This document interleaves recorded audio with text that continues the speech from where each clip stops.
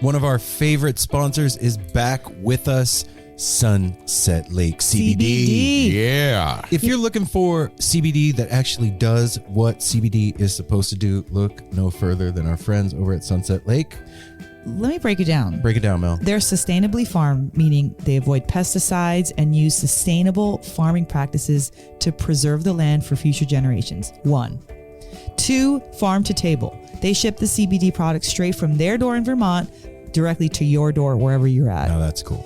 And third party tested. They test everything with a third party to ensure quality, dosage, and safety. You got to go over and check out sunsetlakecbd.com. They have so many products. Break it down for them, Apple. Well, they've got some new stuff going on. Like they always had pre-rolls, but now they got really cool packaging for it. And you can get CBD pre-roll flights of all their flavors. You can get the heavy hitter flight that also throws in some of their Keef blunts. They have a new CBD recovery body lotion. I'm excited about that. Mm-hmm. And what was the other? The other one with arnica. The extra strength muscle rub, 3,000 milligram with 5% lidocaine. So look, Oh, yeah, if you're lidocaine. sore, this is the stuff you want to rub on your body to make those aches and pains go away. They even have CBD infused coffee, so you can have coffee without the little jitter that you get from caffeine, and you have it in the morning and you start your day off right. Your body feels lubricated. You're going to sleep good. Yeah, and also they have, if you kind of forget to reorder, they've got subscriptions. And they're giving the No Simple Road family 20% off. 20% off. Put with in the promo code NSR20 when you're checking out at sunsetlakecbd.com. You're going to get 20% off your entire order. NSR20. And don't forget those cute little gummy bears. That's right. sunsetlakecbd.com, one of our favorite sponsors, is back.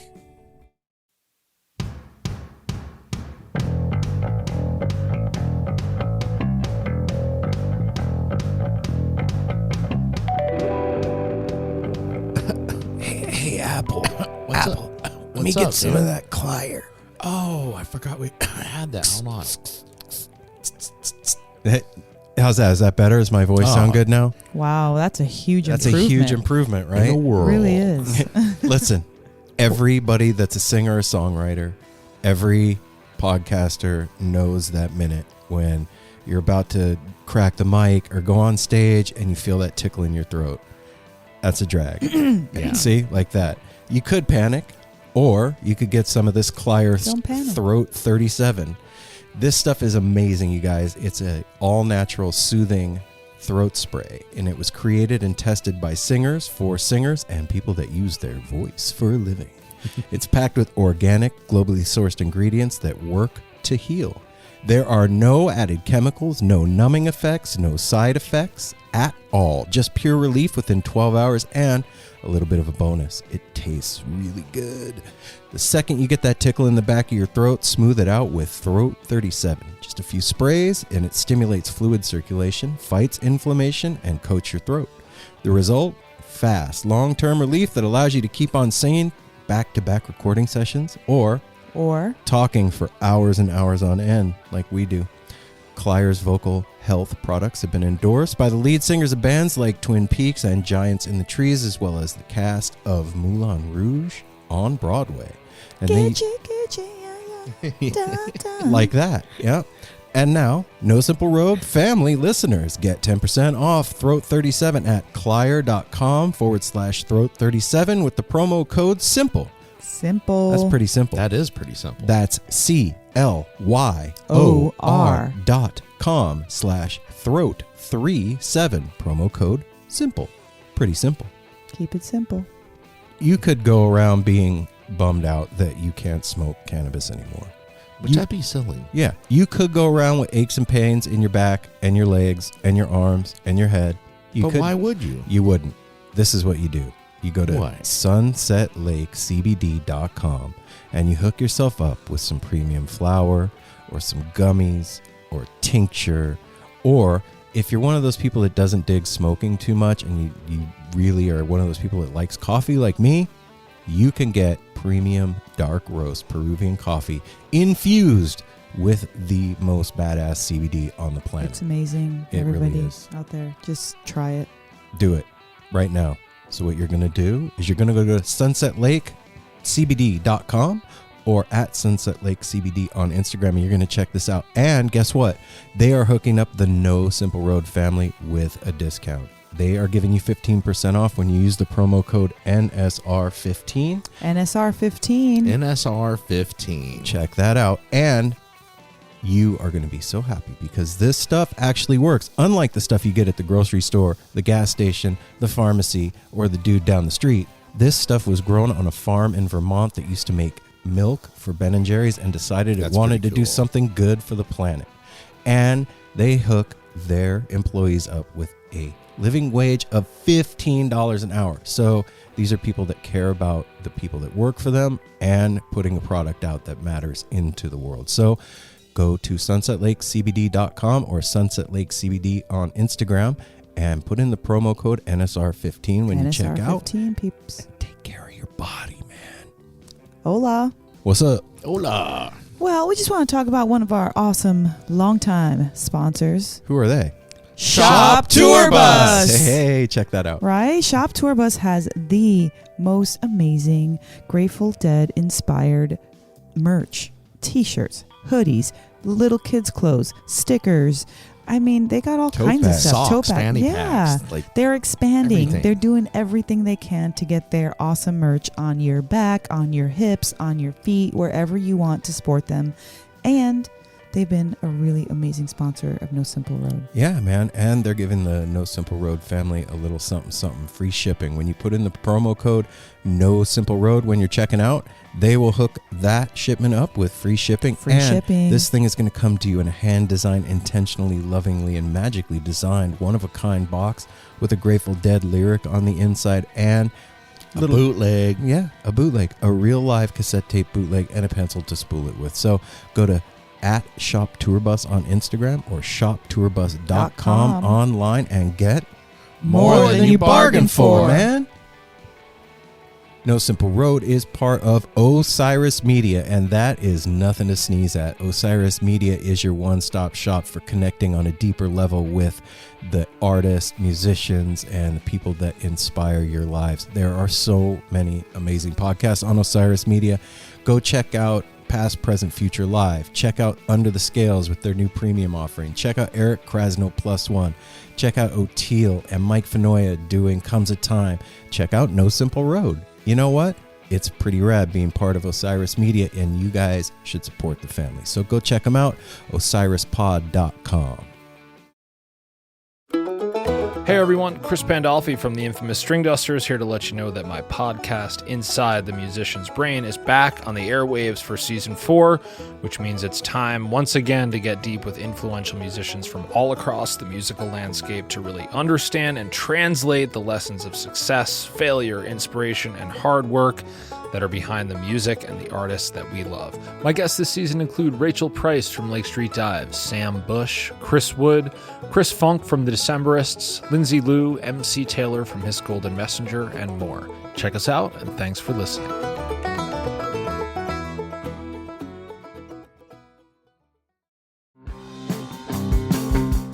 We're so excited to tell you a bit about today's sponsor, Music Masters Collective.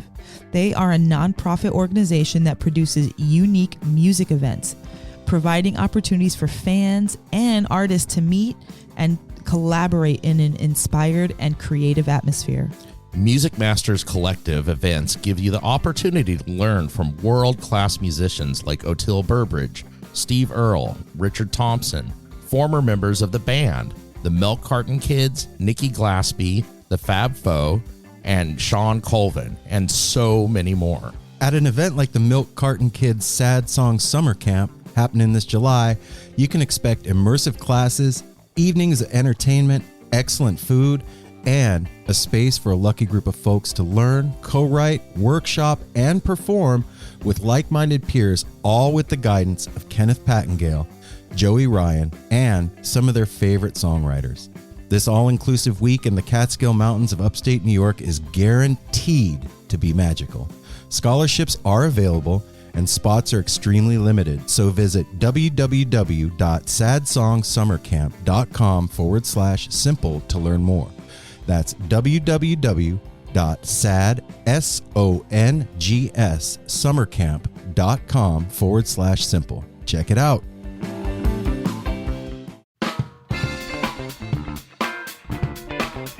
simple road. No simple road.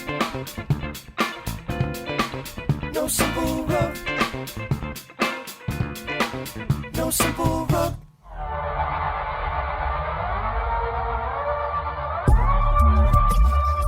What do I do? It's on. What do I say? Are we recording for real No, this time? no, Oh. not You the. say, hey now. Hey Oh! now, everybody. What's Hey. up, everybody? How's it going? And we're back. This is Aaron. This is Mel. This is Apple, and we have a special guest here today. This is kind of funny because everybody knows me as Apple. That is my last name, as you know. No, really? That is. I thought it was because you were. It is, kinda, but kinda my red. my name is James, and my dad is here. He has flown up from Las Vegas. And boy, to, are his arms tired. oh wow! Just sorry. Ba-da, ba-da. Can't help yourself, huh? Well, he is from Vegas. Yeah, he flew up from Las Vegas to come spend the weekend with us and get a little dose of Portland and everything. And welcome to the show, Father. Tell the people who you are. Well, I'd like to say this is Howard Stern, And we're fired. but I'm not as handsome or as charming as Howard, so I'll just You think- speak in Well, like you always say, you do have a voice. face for radio, just That's like Harrison Filler. this is perfect. That's right. We can sit around as we are casually, very casually clothed, and it's an honor and a privilege to be Aw. invited to be joining the podcast here. I've listened to a number of them, and the highlight, shall I go on and tell about the highlight of my trip? Please. At this Please, point, yeah. Son Jim and Aaron and Melanie moved up here with family about 4.5 years ago. It was a very exciting and fun trip for them. I had warned them when they rented a U-Haul truck that You're busted, dude. and they got the biggest, 24 feet or whatever it is. And I said, be careful, because I've heard that U-Haul, if they know you're going one way on a long trip, they're going to give you the shittiest truck they have on the lot.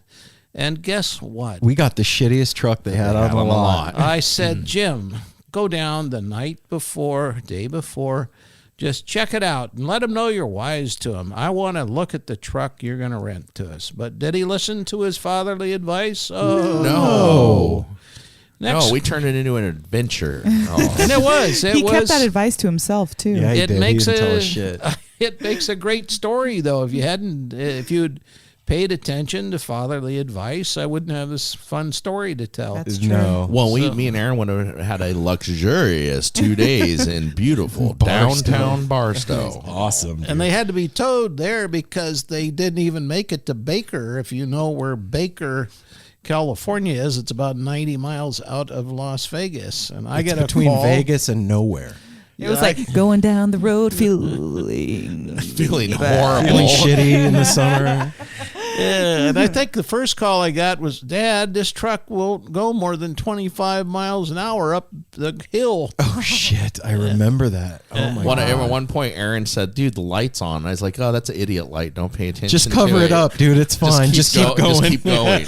They told me later well, I won't call my son any names, but there was an idiot. It was called an idiot light for a reason. That day. Yeah. Anyway, Way to so go, Apple. I get the call that the truck is broken down before they get to Baker. And at any rate, they ended up being towed to Barstow and spent the night, and they had to reload the truck. But then you fast forward 4.5 years, and here we are. And I flew in Thursday. It was an absolute treat because Jimmy took me to the Define dispensary, the main one here, and then another one, and it was fabulous. I got to meet all of his coworkers. I got really, I felt like a VIP. I got the visitor pass, and Jim walked me through, and I got to see the whole Yeah, you were the king. operation. I was the king, Yeah. and you showed up, and I got knocked down to Prince, and they're like, "Oh, it's Big Apple." And I got to meet the owner, and it just was a fabulous experience, and such happy people. So then They're all high, Bob. That's yeah, why they're happy. I understand. Well, I think I got partway there just walking around the place and Yeah, smelling you got the to product. smell a lot. Well, then after the dispensary, we took a trip out. I was about to go Oh, there. okay. You gonna steal my thing? No. Let your dad talk, dude. Shut Gosh, up. you do this invited all the me to time. speak. I thought I was going to Don't get you to. in the light. This is my 15 minutes of fame, or however until Oh, okay. until Aaron cuts the mic off. It says Apple. Okay, that's enough of you. Apple number 2. Apple number 2. Big Apple.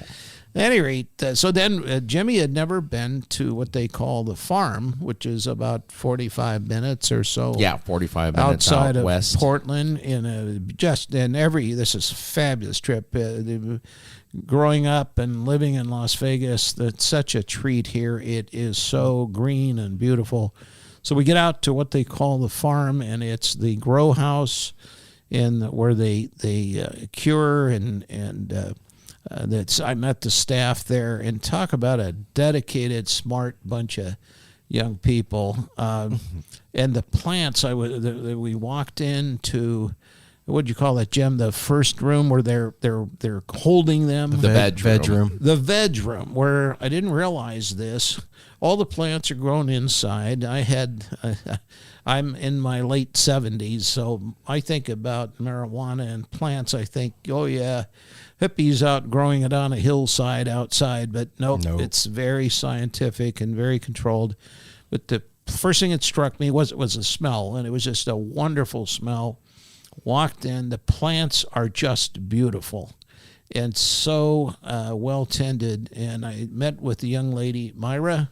Yeah, Myra, Michael, and Nate out at the grow. And Myra particularly, and they all did, but Myra particularly impressed me. Young lady, maybe in her 20s somewhere, been there about 4 years, and she had such a passion for these plants. They are very proud. Truly her babies, and she explained in great detail, and I never got bored listening to her explain. And then we went into, they had just trimmed, or what did you call it? Then we went into the harvest. They just harvested last week, so then we went into the cure room where everything's Where they're all hanging on the hanging. wires and curing and drying. And all these beautiful plants, and everything is so controlled. They have cameras, and it's just with the state regulations. Was told they require all of this. Yeah, and then we everything went is tracked. in Seed to sale. Went into the vault and got to see the That was my favorite part, and I got to say I'm so happy. And Aaron said this last night too, and I was telling her how much my dad loved the smell,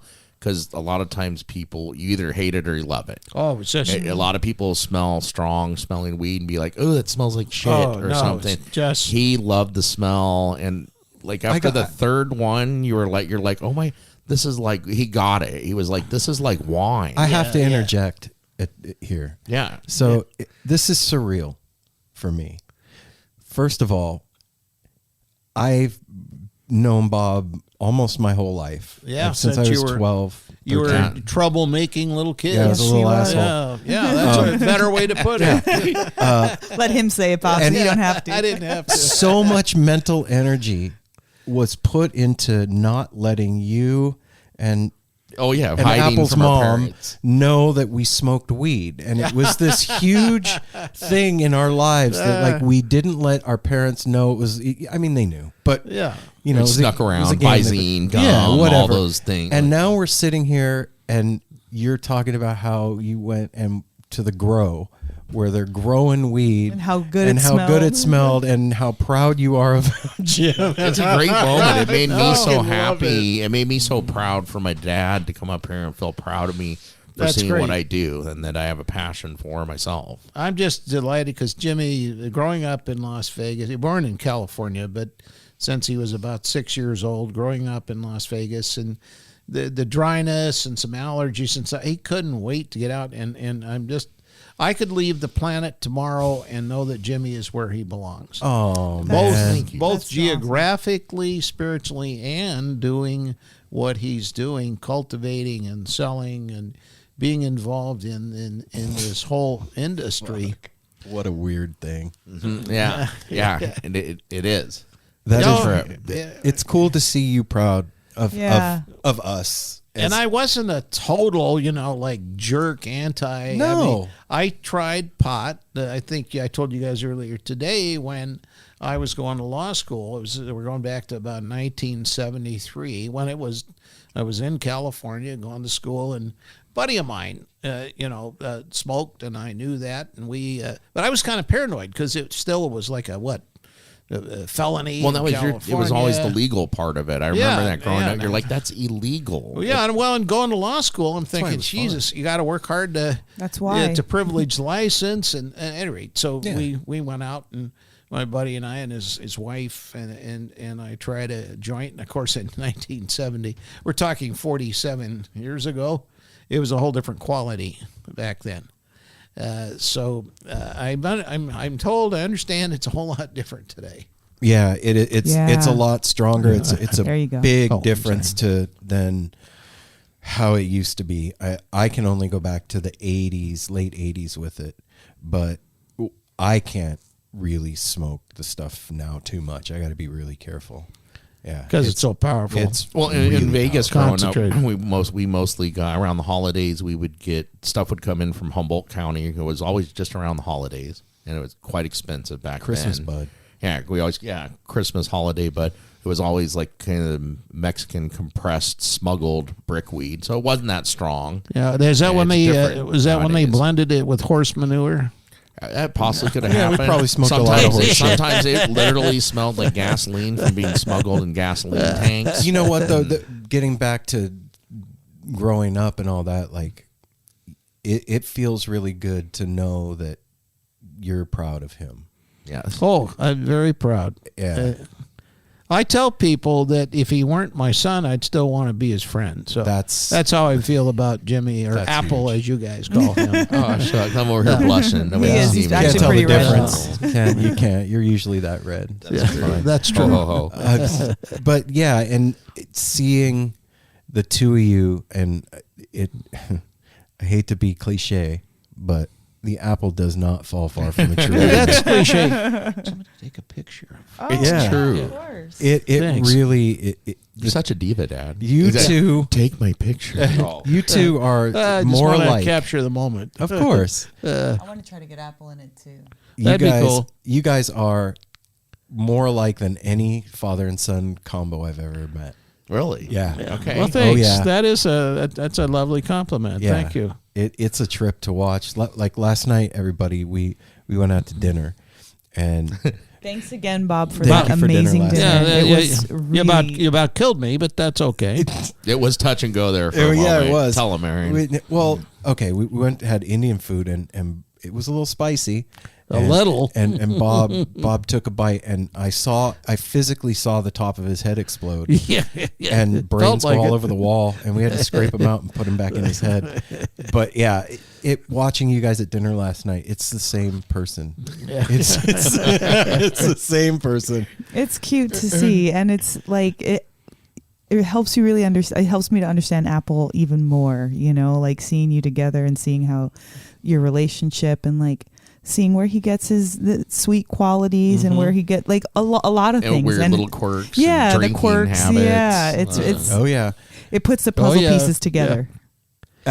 You know what? We never did.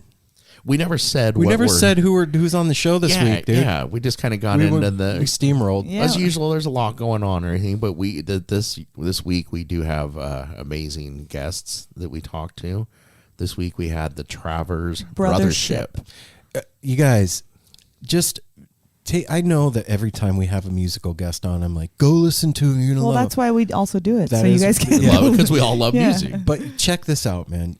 This is some funky, soulful, groovy ass, Bluesy, amazing gritty. music. These guys have played with Marcus King and a pedigree of other artists that I can't think of And right they were now. supposed to be busy this Then past yeah, year. they were going to be doing Electric Forest, Sewanee, Merle Fest, I think, was another one of them that they were going to be doing. Floyd Fest, that's it.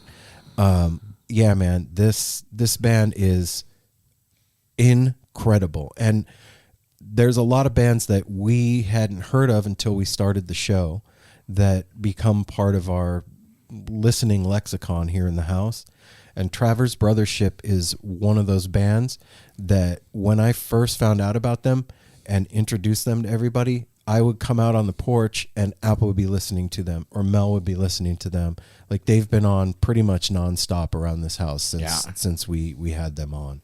So if you guys don't know who they are, go to Apple Music or whatever streaming platform you listen to music on and check it out. It's something that's going to be in your life from now on. And these guys are super cool and sweethearts. So yeah, man, I'm really stoked to have them on the show, but you know, we don't do it normal over here, man. This is how we do. That's why we didn't start with saying who was on the show.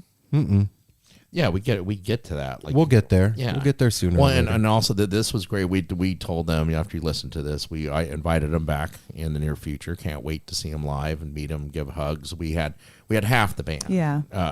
Eric and Kyle are twin brothers, and we had Eric on the show, and then there's also Josh, the bass player, and he was not able to make it. But then we had Ian, the keyboardist, join us, and this was a great conversation that we had. Yeah, man, you guys are gonna dig this. But I digress. I just remembered that we hadn't said that, so I want to get back to Bob and your visit up here. And and how fun it's been. We'll get to some more things, and we'll eventually, as we always do, get you to the interview. Eventually, yes. So just hang out, man. So we're about to have a treat. Bob was in there chopping.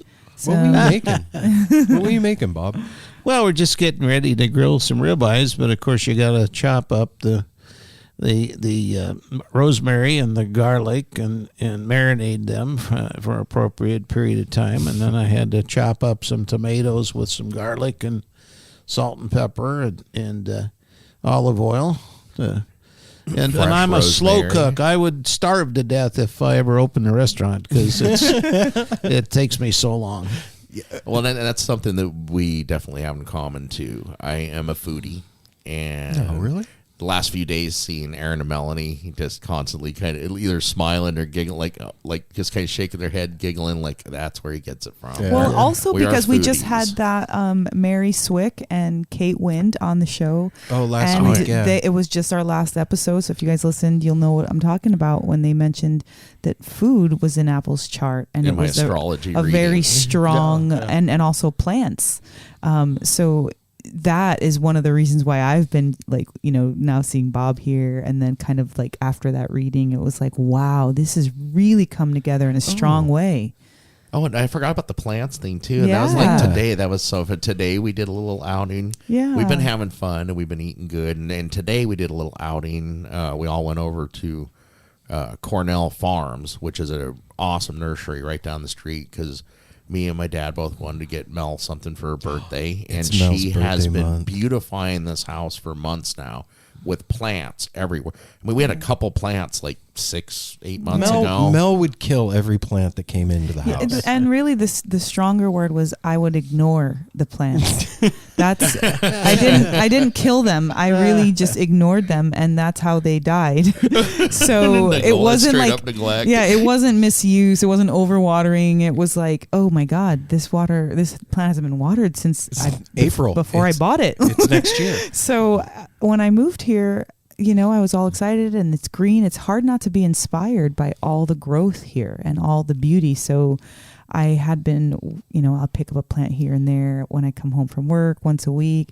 And it just started to be an obsession as I started to get beautiful and responding to the attention I was actually giving it. Mm-hmm. So Bob and Apple bought me the most Bob and beautiful, most beautiful arrangements, a huge, gorgeous succulent display, and a hanging, it seems like it's more than a plant. It's it's pyramid these basket. Yeah. pieces are they're like centerpieces. oh yeah, they're amazing. I feel like you guys brought these two sentient beings. yes, into the I feel like house. they came with energy for sure. Yeah. And at that nursery, we walked all over the whole thing. There was no other things like those. Nothing were like else the caught my two attention things like that those stood two out things. Like that. There was some beautiful things. Oh, but, yeah. but not like. So I want to get back to something. I have to ask you a question. So it's odd having you here after my dad passed away. for Aaron. For me, Yeah. Yeah, and that's It's- got to be heavy. it's weird. It's yeah. because I I see the whole dynamic of father-son completely different than I did before that event. It changed everything. And I remember, like I said a little earlier, being a little asshole, a troublemaker when I was a kid. And he wasn't a goody two-shoes either. He wasn't far behind. No. Aaron was worse. I was usually the instigator of the shit, and then he would come along. But and happily joined. But Oh, twist my arm. Why don't you? I'm wondering, Bob, is there a time when you were ever like really worried about him?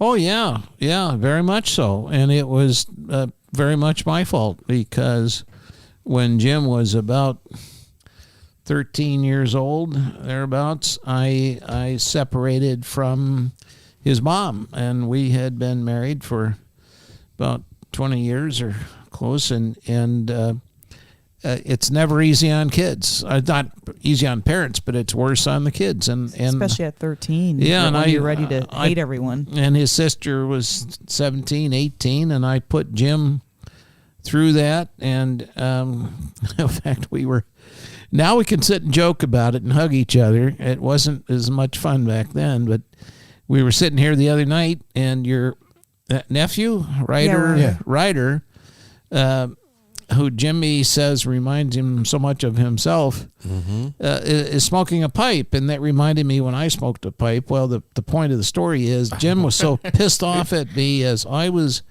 walking out of the house and leaving. He picked up my favorite can of Swedish tobacco called Skalorna, threw it at me. It was a bad aim. He missed me. I think he ran out in the front yard and chucked it. And I knew it was one of his favorite things, and it boom all over the driveway. And I think he hit the back end of my car maybe, and it bounced off. But yeah, that time frame, yes, because I knew that Jim was indulging in other things. I never knew exactly. I knew pot for sure.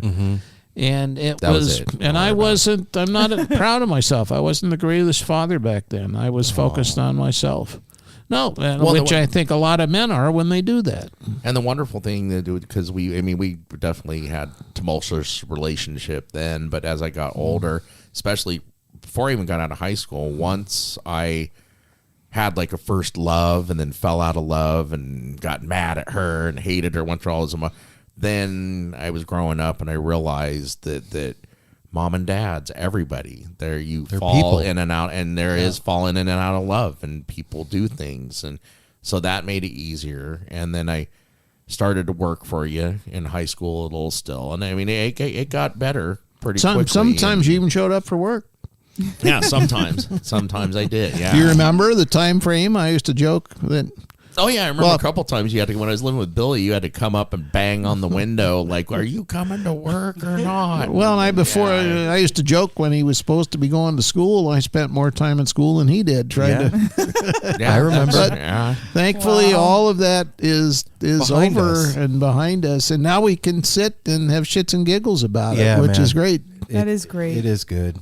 That is a really awesome thing about you specifically, Bob. Like, you'll take ownership. You're like, yeah, I was thinking of myself, but we can laugh about it now. Like, it doesn't have to stay in that dark place. It can be like, yeah, it sucked back then, and now we have a great relationship, and we've grown from it, and he's a great man, and so am I. Like that.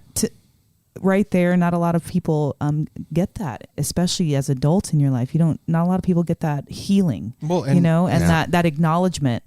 And that's what one of the things I love about you is that you're fun loving. You're willing to say, yeah, I blew it, and still be sweet about it and still go forward. So Can I give credit to someone else? Yeah, of course. Jim's mom, Joy. Oh, she's amazing. Went on to remarry Bill Williams.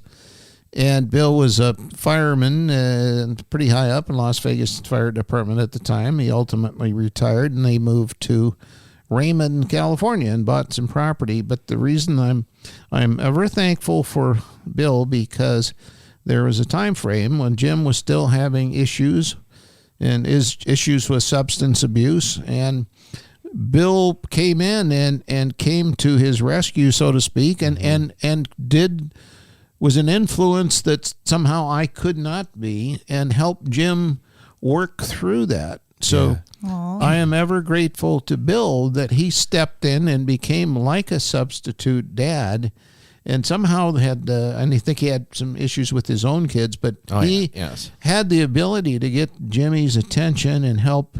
And I think Jim was also, to his own credit, was growing and maturing. And Jim was sick and tired of being sick and tired. Yeah, realizing, I can't, live my life like this if I want to continue living type thing. So, I'm very grateful for Bill. I think combined, we nursed him I was through lucky. Yeah, Well, it does say it takes a village behind me. you know? Yeah, for sure. It does. Right? Because sometimes you can't provide everything for your kid. Like, okay, maybe you've got the whole financial part down, great. But maybe you're a little bit exempt, and they need that extra person, whether it's the step or the uncle or the auntie that shows a special interest. We all need that extra person to kind of help us where our parents can't see. That's what mentoring is. And also, man, a thing that people forget as a kid is that your parents are people.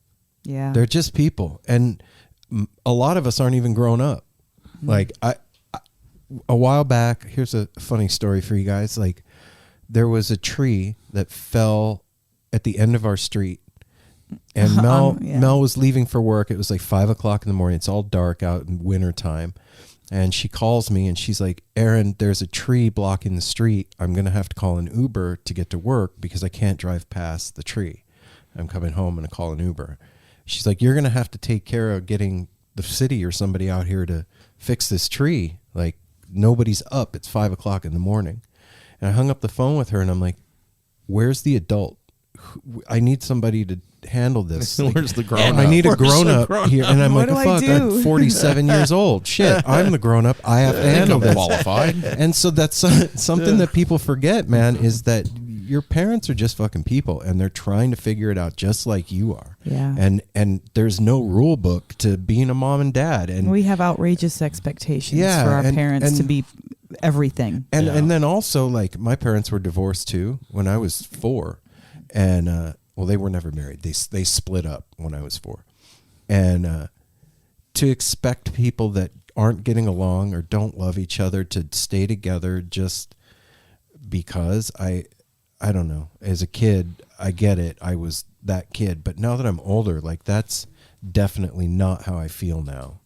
So yeah, I don't think like that anymore. I don't think that, just because they're mom and dad, they have to be together. But, we change and we grow up and we learn and we figure stuff out and we forget things. And sometimes that second love of your life is like the legit love of your life for a lot of people. Yeah. The first one's kind of like, I was young. I, didn't know any better. We were whatever. And then you grow up and you learn who you are. And then that other person like really loves the real you, So. And something else too, Bob, like, if that had never happened with you and Joy, he wouldn't be the person he is today. Yeah, we've talked about that. Yeah. So we probably wouldn't have. Well, we would wouldn't have still have met been each friends. other when we did. No. I mean, we were talking about this the other night. I got a lot of friends and acquaintances in my life growing up. Aaron, I have 2 people probably out. I'd say probably out of 50 close people I knew in Vay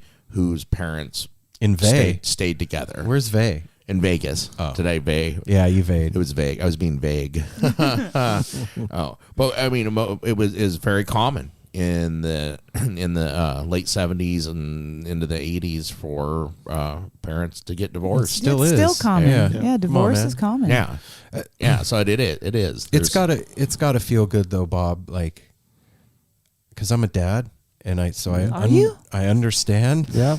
It's got to feel good to see your son doing well and like know that he's where he's supposed to be. It's a good feeling. Absolutely. Like I said a little while ago, if I left the planet tomorrow, I made it 77, almost 78 years and had a good ride, and I couldn't complain about anything. And I don't know if your listeners know, but Jimmy lost his sister and Yeah, I've my talked daughter, about it in the past. Yeah, 2012. my 8 sister years passed ago from to cancer. melanoma.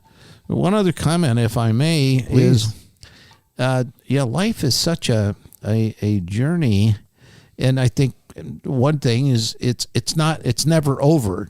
Yeah, today is just another moment in that journey, and tomorrow will be another step in that journey. But we reach crossroads or forks in the road in our life, and the takeaway is that you end up, you make choices, and you don't know at that moment in time, and you may analyze and think about and study the two. Let's say you got two choices and you make one, and that determines your path and your life from that point on. And you'll have other forks, but it's so. I want to use a word serendipitous, but that's almost too frivolous. It's almost so fateful when you make these choices, and at the time, you don't really fully comprehend them until you are able to look back a few years later. Hindsight is 2020. That's life. Yeah. Wow. Not bad for an old guy, huh? No, no, man. Far out, man. Exactly. I think he's got us pegged. And that's one thing I got to say, that kind of all this we were just talking about. It's one thing I learned from you and Mom both, but you're the one sitting here, and I have never known you, and I've been like that my whole life. I've had a lot of friends, that they almost have like a nemesis, or they have enemies, or people they've pissed off. I've kind of gotten that. I've gotten along with everybody. Yeah, I've learned that from you. Like the whole thing with you and Mom, never a bit of racism or sexism or ageism or any isms. Like growing up, I was very well adjusted. I appreciate that a lot, and all the opportunities I was giving. And then the other thing too, we were just talking about, like Aaron asked if you were ever worried about me at points there. You were talking about when I was younger, but I mean the worst part of my life was in my mid 20s up to 27, when you didn't even know until years afterward, when I was working for you, that I was using needles. I was shooting up crystal meth in the bathroom at work. Oh my God, I had no idea. And then working all day. You had no idea until years later when I told you. I was doing such dumb shit, and I was still being functional. I was, working for you and doing good, and it's just weird to look back on life and realize, like, when you have people that care about you and that love you so much no matter what, and you're doing dipshittery behind their back, and then when you found out when Mom did, I remember I was 27 years old. I was living with my friend Billy, and I had one of those breakdown moments where I looked in the mirror. I didn't know who I was. I had a fucking needle hanging out of my arm, blood running down my arm, and just broke down crying. And the first thing I did, because you live not far from Billy, I got in the car and drove to my dad's house, just bottom of the barrel, wrecked, and broke down crying. And you and Mary just totally took me in and were like, oh my gosh, not once. And I love my stepmother too, Mary. She was what you needed too. Mary's helped you a whole lot in your life, and it's beautiful to see. But you guys, not one moment did you judge me or call me a piece of shit or anything. It was like, what can we do? You wanted to send me to rehab, and I immediately was like, no, that's a waste of money. I know people that have done that. You meet more people to party with, and you come out of it, different Worse with off, more and luckily there I had my mom and I had Bill, my stepdad that my dad was talking about. They had a ranch up in California, so I went into self-imposed rehab. I just took off. My dad helped me to get all my shit tied up and take off, and moved up there for quite a while. And I just appreciate all the support, you and Mary, and just all the shit that happens in life. It makes you who I am today, and I'm very proud of myself and you and where we all are in life. And I love you, Dad. I love you too, Jim. Apple. It's You can call him what you call him, Dad. Oh, Jimmy. It's just weird. And I love Aaron and Melanie, and I'm glad you guys have found each other. And I'm sitting here just enjoying this moment. I was a little hesitant when they invited me to join the podcast, Like, but what? being the ham I am, I've had to restrain myself from just jumping in and trying to take over here. But no, it's just you guys you've all found together where you should be geographically here in Portland, and what's not to love? It's just absolutely beautiful. And there's a vibe here that, and don't get me wrong, Vegas is still my home. And if I were younger, I might consider something like moving up here. But I made an observation yesterday. I said it's harsh. Las Vegas is harsh compared to Portland in terms of a lot of good people there, and we have good friends and such. But there's a different vibe here, and it's just a harsh environment to begin with. it's a harsh environment. But there's part of me that loves it and loves the desert and the beauty of the desert. But I'm just sitting here. This is a special moment to be sitting here with you guys, and you invited me, and thank you for joining your podcast, because I've listened to them and I've talked to you guys about it, but this is like going to the dispensaries and the grow houses, and in a way it's part of this whole wonderful weekend. It just it's very special. This is. And you came for my birthday, and which for is your birthday, and yeah, happy which birthday, is by the way. Yeah, thank you. That was what's awesome. You get 42. You had the pandemic in there. You had all the crazy shit in there, and it's like, what are you gonna do? What can you possibly do for your birthday to make it memorable? And almost feeling like it doesn't matter. And I hate to feel that way, but you coming and sharing the food and the energy and the stories and just your energy mixing here, and you getting to see Apple, it just made my birthday that much more special and fun. And it's just been really great to have pops in the house, the presence of Dad in the house. Yeah, it's nice to not be the only dad around. Yeah. For a minute, for 5 minutes. Well, thanks. And you're just such a great influence, Melanie. You're so positive and so healthy. And I know you're a great influence on these two guys, and a wonderful mom. And I've got I hadn't seen Simon since you guys that's right. moved up here, and 18 years old. He's turned into quite a gourmet chef, I'm hearing, and is just at the beginning of his life. I got to talk to him a little earlier, and his girlfriend, Sabine. Sabine, and both 18 years old. And I got about 60 years on him. I was observing. I said, "Do you guys know when you're my age, it'll be somewhere around 2080?" Oh my God! Yeah, wow. That puts things into perspective. Yeah, and, it does.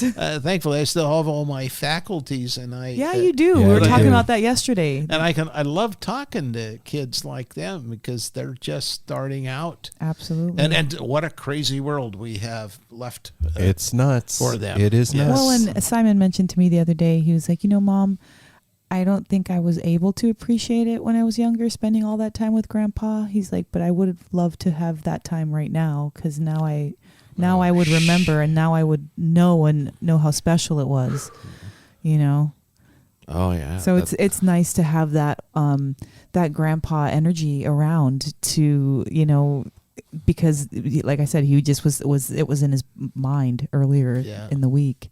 So yeah, I'm sure he appreciates it. Yeah. It's dope. It's cool to have you around. So Thanks, guys. It's great being here.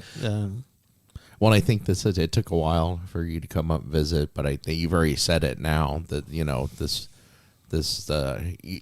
like it. We were talking about it this morning. He was like, I think next time I come up here, which I thought was a pretty good idea, because he wants his creature comforts and has his own habit. He's like, I think I come up here, come visit you guys, but get my own little rent an Airbnb. Yes.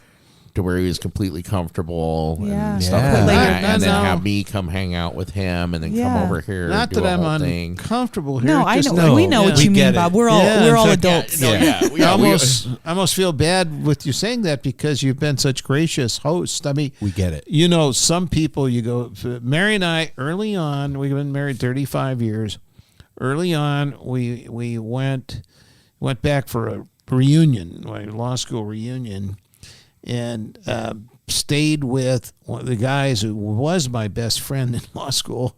At any rate, it was miserable. Oh. They were the kind of people that you got up in the morning and went, okay, when and where are we going to have breakfast? When are we going to have lunch? And when are we going to have dinner? And what are we going to do in between? And we're like, well, we just want to kind of hang and do things spontaneously as the moments progress. So after 2 nights, we had a van at the time. We snuck up at about 5 a.m. after we'd all had some wine the night before and they were sleeping in. Yeah. We snuck out, Mary had bought them a nice little plant, and we left. We promised that we would never do 2 things: ride in somebody else's vehicle that we didn't feel comfortable with, or stay in somebody else's house. But Because you want to have your own freedoms to come and go as you please, and you guys are family, and Yeah, of course. and you got a great house here, 3 levels.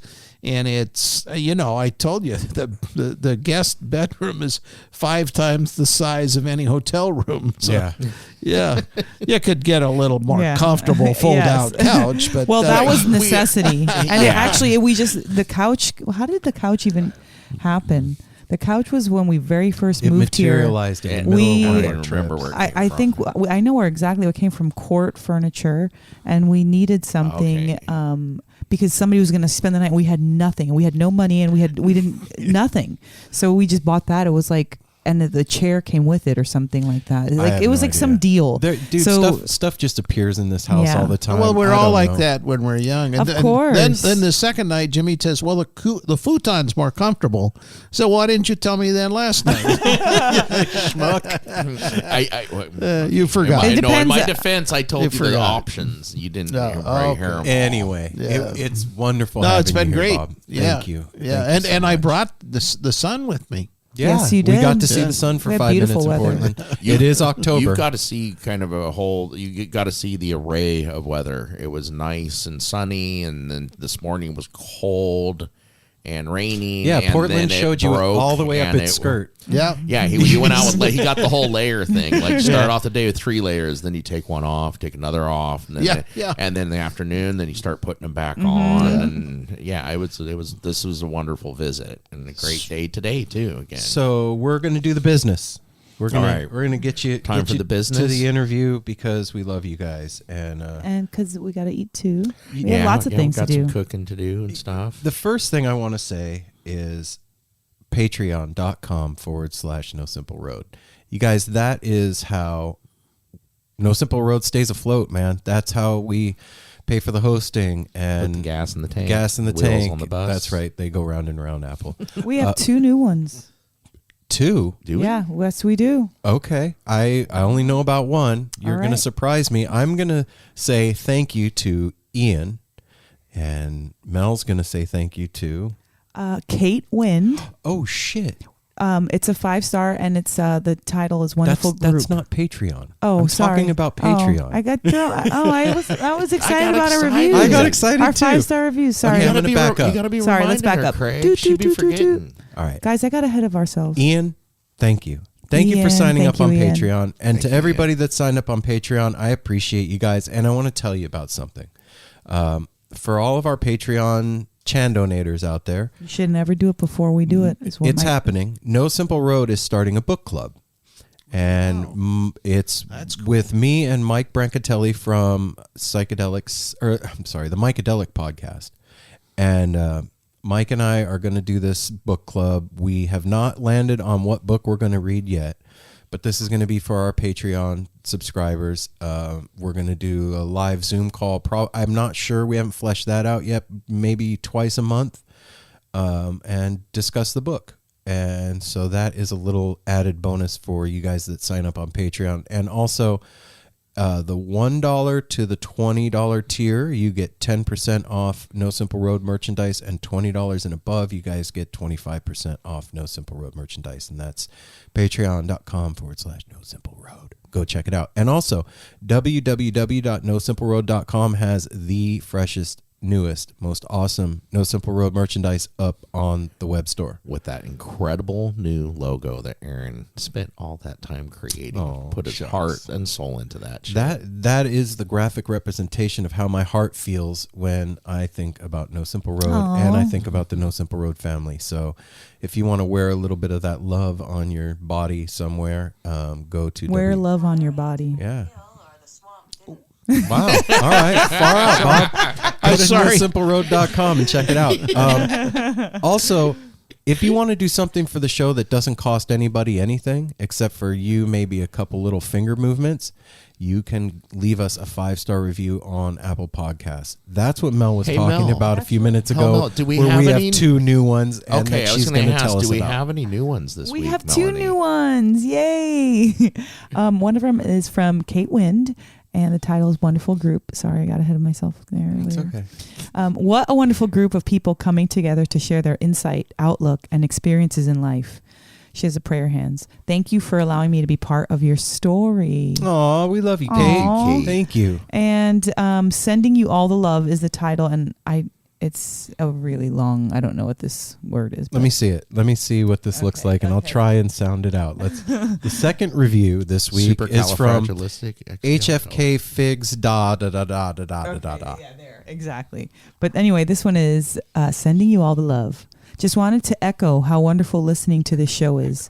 Y'all are inspiration to the up and coming heads on how to live and love.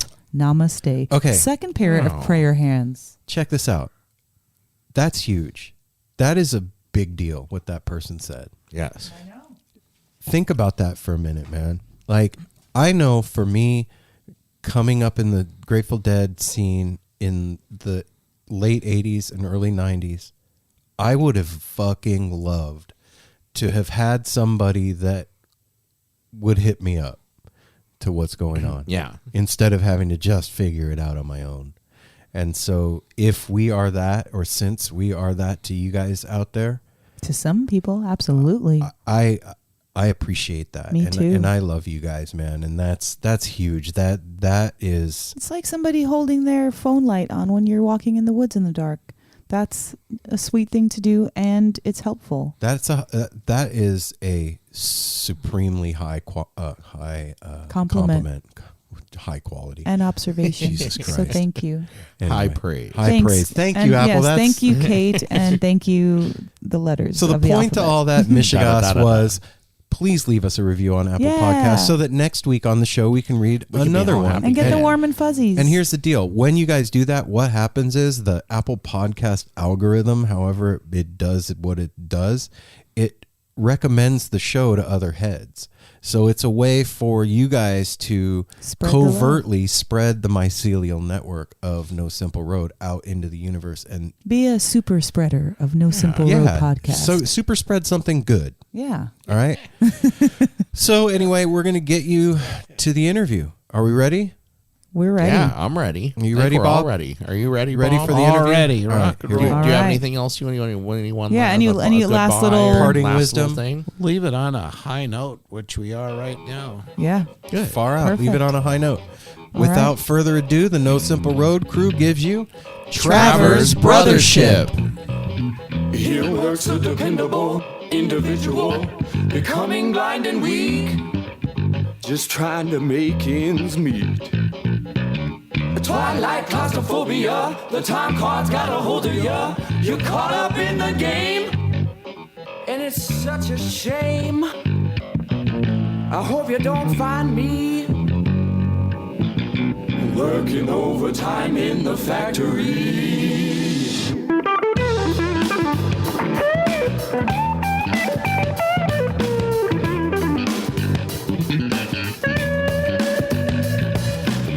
Here stands a despicable individual preaching to his choir. He'll light the world on fire. A serendipitous redundancy, you and me sitting on the wire. And brothers unable to put a drum bread on the table. And sisters are too tired to cry. We just get by.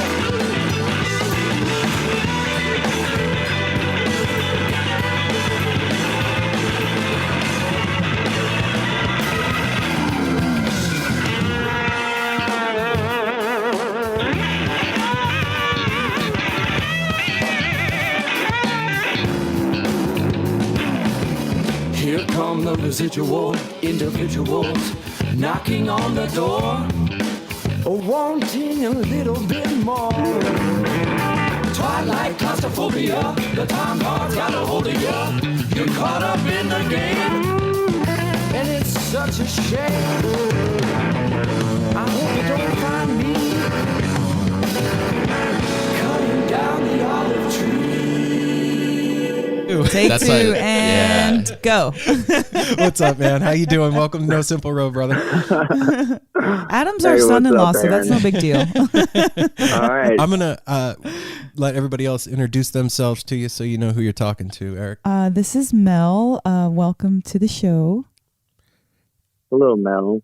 And then you got the third one here. This is Apple, dude. Thank you for joining us. We've been jamming on your guys' music for a while here. All right. Now, you said your name is Apple? Yeah, Apple. Just like the computer. It's my last name. So it's James, but everybody right. calls me Apple. It just fits better. It's not even the Not a fruit James. anymore. Now it's the computer. That's, Wow. yeah, that's true. I think of the Beatles conglomerate. Apple Oh Corp. yeah. Oh, there you go. I like that better than the other. Yeah. Than the either of the other ones. So, Eric, man, it's like Apple said. We've been jamming on your music ever since we found out about you guys, and I am really blown away by the depth of talent and just adaptability that you have as musicians. It is stunning. Oh, man. Thanks. Yeah. Well, it's stunning Well, to like find out your I want to guys' get age. Ian Oh, on here. let's He get needs Ian. to Yeah. know. Oh yeah. Pull them in, man. Yeah. All right. Let's get him in here. Ad call. You know, in the day they used to call him Hobbit. I gotta know why. Well, let's ask him. All right.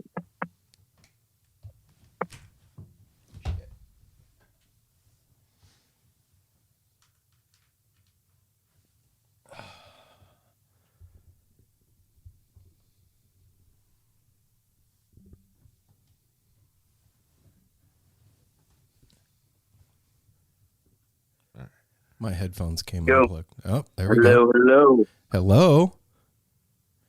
Hey. All right. Hey, Ian. What's up, man? Hear me all right? Yeah, we can hear you just fine. Yeah, it sounds good on our end.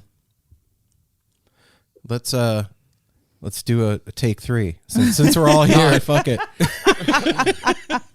Perfect. This is great. Yeah, we're working out the kinks. Eric and Ian, welcome to No Simple Road.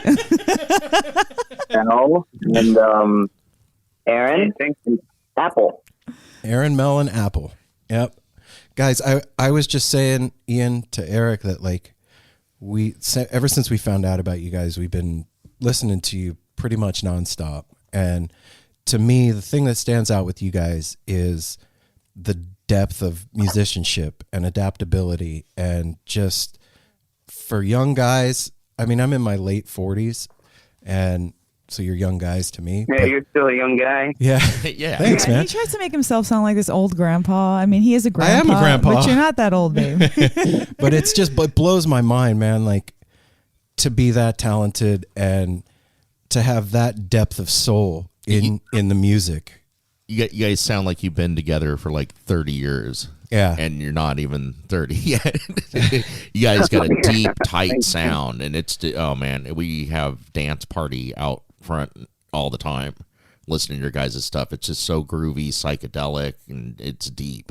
Oh man, we've had those conversations to where we think we might have known each other in a previous lifetime, and maybe even been in a war together or something. You know, we just feel that tight. And that's kind of how the name came along a while ago. Yeah. I mean, so the whole thing started with a school bus ride? I guess you could. Yeah, What is a city without its music?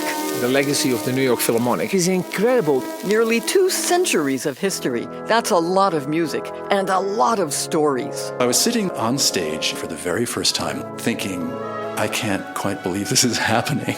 Join me, Jamie Bernstein, as we explore the history of the New York Philharmonic. It's the NY Phil Story Made in New York, a podcast about a city, its people, and their orchestra. Listen wherever you get podcasts.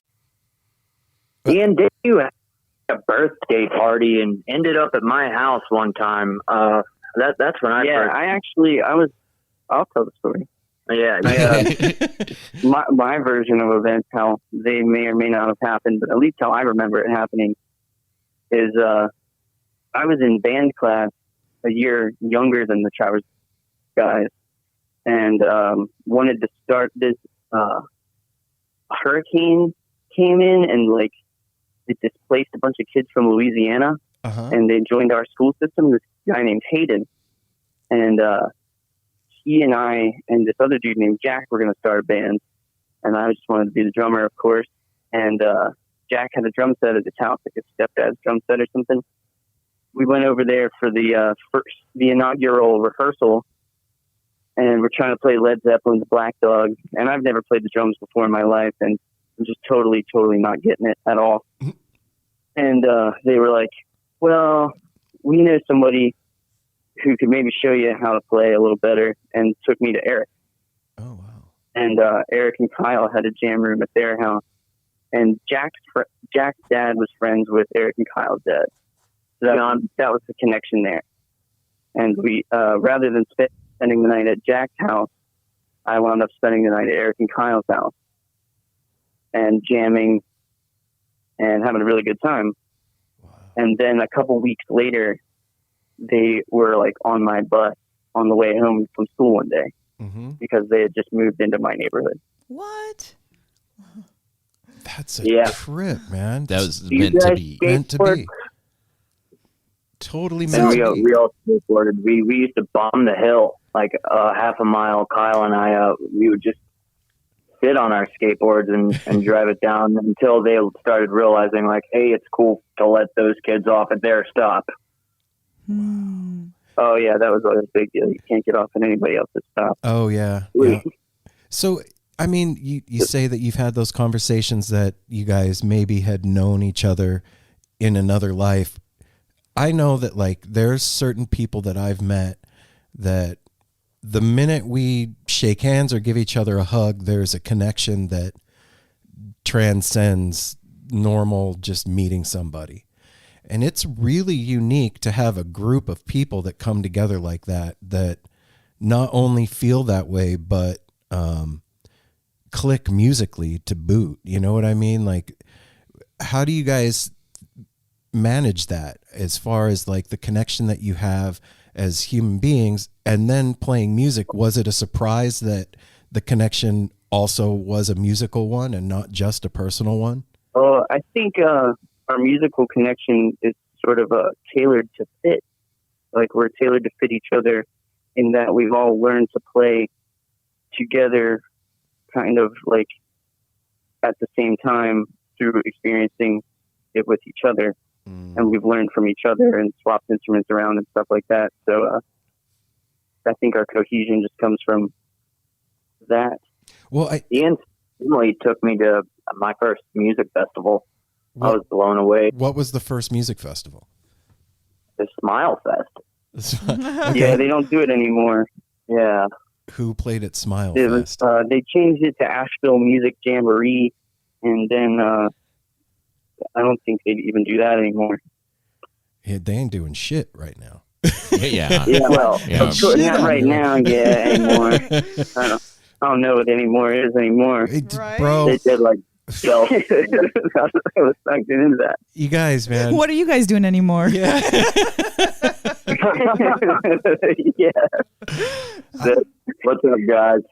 It's not a simple road. No, it is fucking not, man. I don't know about you guys, but like this whole thing has been an entire paradigm shift for us mentally and physically and emotionally. And I can't even imagine adding being a musician on top of how I already feel and having that part of it taken away. So how have you guys been managing that? Like the not being able to play to a crowd and get that energy back and see the people's faces and see them dancing and all that? What are you doing to manage your lives? I mean, I got a little Focusrite digital recording interface, and just been messing around on the laptop, playing with myself. Oh, yeah. That doesn't necessarily speak to the concert energy aspect of things, but as far as a musical outlet, I've been deep diving in a kind of solo way. So do you feel almost in like a masturbatory way, to be honest? Hey, well, I mean, that's what you have right now. I mean, that's what it is. Do you feel like this is like maybe like a really intense woodshed time, right? Like going back and totally, yeah, digging deep. And do you guys feel like there is going to be something special that comes out of all this? Yes, yeah, I do. What do you think it is? Well, for us, I believe there are these a lot of corporations that were in charge, like Live Nation and other big agencies or what have you. And this is a time for new creation, for independent artists to step up and find their integrity against the people that want to control our art. Yes. Right on. Are you guys doing that? Yes. We're working together, and we're starting our own label. Well, let's talk about that. Yeah, let's talk about that. What's the label called? It's called All Aboard Records. Nice. That's fun. Nice. My nickname is the Conductor, so that makes sense to me. All aboard. Got it. Once upon a time I was an engineer. Exactly. So you guys are starting your own label, and what are you going to do? What's happening with it? What's going on? Well, the first release is just this live album we recorded last year, some of this year, whenever things were flowing still. And when we did this Halloween set, a Primus Zappa set. Should have seen Josh. You know? I remember when Ian introduced me to Josh, he was just like, I have a neighbor and he can sing. Yeah, he can. So yeah, I kind of left Josh out of my origin story earlier, but not because he wasn't there. he already lived on my street, and so I already knew Josh.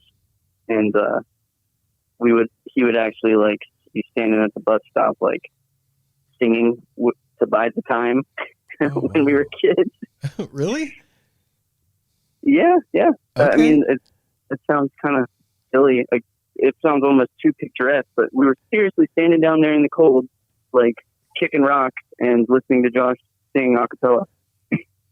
And it was great. I mean, eventually my brother and I started staying at their house, and that's whenever we first started singing together, 3 people, and Ian would kind of be your slap on the leg kind of. Yeah, I'm a leg slapper, not a singer. Yeah, we had double drums to begin. It was fun, but yeah, to talk about the label and how that kind of inspired us. This whole situation is bringing us with this live album release under the label to show everybody, like, hey, let's start our own bubble. Whoa. Let's get things going. Everybody should be doing it this way. We've been following the footsteps of our favorite artists like Wolfpack and Snarky Puppy and String Cheese Incident. Okay. Those are some artists that have their own labels. I mean, even back in the day, the Grateful Dead had their own thing. You know, that was all DIY stuff in the beginning, and there's a huge footprint for that in the world. I mean, if in art, period, right now, because like you'd be an artist and you go to an art dealer or a museum to show your work, but you don't need anyone else's platform anymore. You've got your own, so why not utilize it? Especially when you've got 4, 5, 6 people in a group or whatever, and then you guys all know millions of people between the group. So why not do your own thing and invest in your own time and show up at your own offices and, you know, print your own stickers and sell your own shirts instead of get a quarter of the stuff that you would if you were assigned to a big label. Well, and having somebody telling you what to do. Yeah, somebody else is in control. It only seems like the next best progression for art. Yeah, that's what we really want to avoid is, you know, we were on that label search for a long time, and we just kind of, I guess there was something that happened when we first went to Nashville when we were 16 years old that just turned us off of the whole mainstream idea of working with record labels, signing off a contract. And there's some friends of ours that have gone down that road and have really told us not to do it. It almost like selling your soul in a different way. Right. Yeah, no, I could see that. And technology. Oh, sorry. No, you're fine, man. Go ahead. Technology. The nature of the three-way call, the four-way call, or whatever we're doing. I was going to say that technology affords us the opportunity to do that in a way that our predecessors would have had to have like so much bigger of an operation to pull it off. But now, like you said, we're connected to millions of people and we can record right into our laptops. So there's no reason why we shouldn't control everything. And it's super, I mean, not that it wasn't important before, but it sure seems to me like back in the day, if you were in a band, that was the thing that you did. Like you practiced and you started playing shows and then you tried to get a record deal. And that was how you quote unquote made it, you know? And the game has changed. Yeah, we've been searching for that, but the model is, it's changed. It's outdated. It's just kind of like, you know, when you play sports and then you're waiting for, you know, them to check you out and, you know, possibly sign you to a college team. Like, you don't need to do that anymore. Everything is so much more open. And you don't have to follow same old rules. You can create your own. And that's what I love about what you guys are doing with your All Aboard label and kind of like your style, just like doing what you want. And it really sounds like I love grooving to it. And it's fun. So not only is it what you love to do, but it's also fun. There's something about what you guys do that is different than anybody else, at least for me. And I think what I find in your music is soul.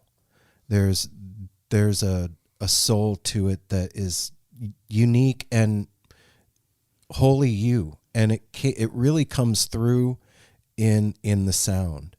And I'm really curious about your beginnings. Like, how does a sound that is that eclectic get born out of you guys? Like, are all of your musical interests really different, or do you guys all kind of dig the same stuff? I think we all collectively have we listen to a lot of the same stuff, or have, but it's a very eclectic same stuff because of like our varied families have very different musical interests. So the sort of the music that we inherited through our various family trees kind of comes together in our generation with the four of us. Like we all trade it all around and listen to it all and turn each other on to all of it. But it comes from a variety of different sources. It's like making stew. That's very well said. Ian he introduced me to Tool for the first time, and as a drummer and someone who loves rhythm, I was blown away by Tool. And Josh was singing this really deep, meaningful 90s music that meant something to his soul. And I remember showing him Led Zeppelin. And all of a sudden he was singing Led Zeppelin like Robert Plant, like at the age of 16. And we were pulling that off. And but whenever you say soul, and we're in the South, man, that's just the leading point. And that's why my father kind of brought me here. My father's a musician, and he grew up in New York with his dad, you know, singing Gene Krupa and Frank Sinatra. He was all about the big band scene and swing, and I grew up on that big time, listening to Stray Cats, like punk, rockabilly. Right. Brian Setzer, it was awesome. And Slim Jim Phantom, and they just ran around on stage, and that's all I wanted to do. And Kyle and I would perform in front of our cousins, and take off our suit jackets that we would wear to church and throw it to them and act like we're Elvis Presley. Hell yeah. Right on. So it's in your DNA. That's the performing arts. And my dad always told me blues had a baby and named it rock and roll. So we're listening to the Allman Brothers and Dwayne Allman's anthology, his Muscle Shoals, Eric Clapton going on. It's just, the list goes on. And then we run into these guys maybe at the age of 13 coming straight out of some hard times, and we had all the I guess every single Beatles album, and that's really what brought us together with Ian and Josh as well, because of course they knew the Beatles. Right. It's a trip to think that like all of these various musicians that you guys listened to before you ever met each other are the thing that brought you guys together musically. And then out of that comes your own unique voice. And I know, like, I draw, right? And it's a weird thing to me. Like, they have these things on Instagram. They'll post a picture and they'll be like, draw this in your style. And for me, like, I would grab it and start drawing it and be like, well, I don't really know what my style is. And through doing it, I found what my style is. Was it a trip to you to, like, after a little while of playing in your band and hearing back what you're playing, is there a moment of recognition for you guys when you're like, holy shit, our sound is unique. This is us. We're not trying to sound like anybody else anymore. This is the Travers Brothership sound.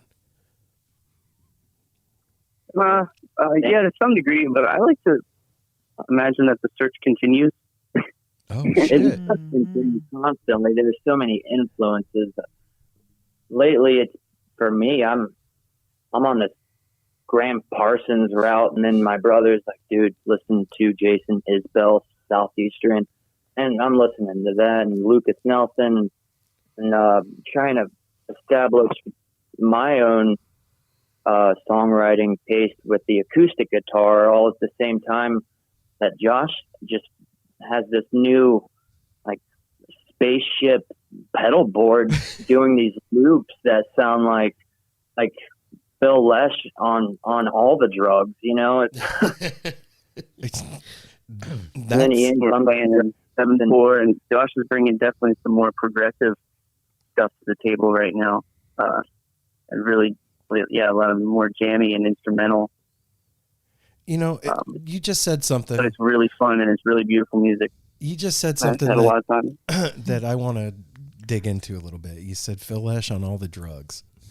And, we talk about like sound and soul and all this stuff with music. And I mean, for me, the thing that really turns me on about music is the telepathic aspect of it and the hidden layer of it.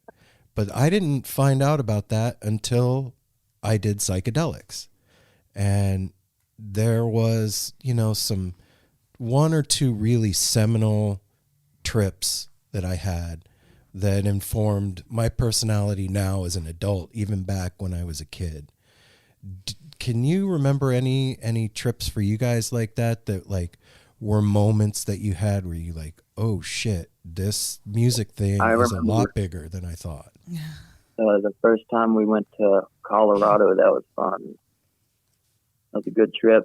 But I know what you're talking about, man.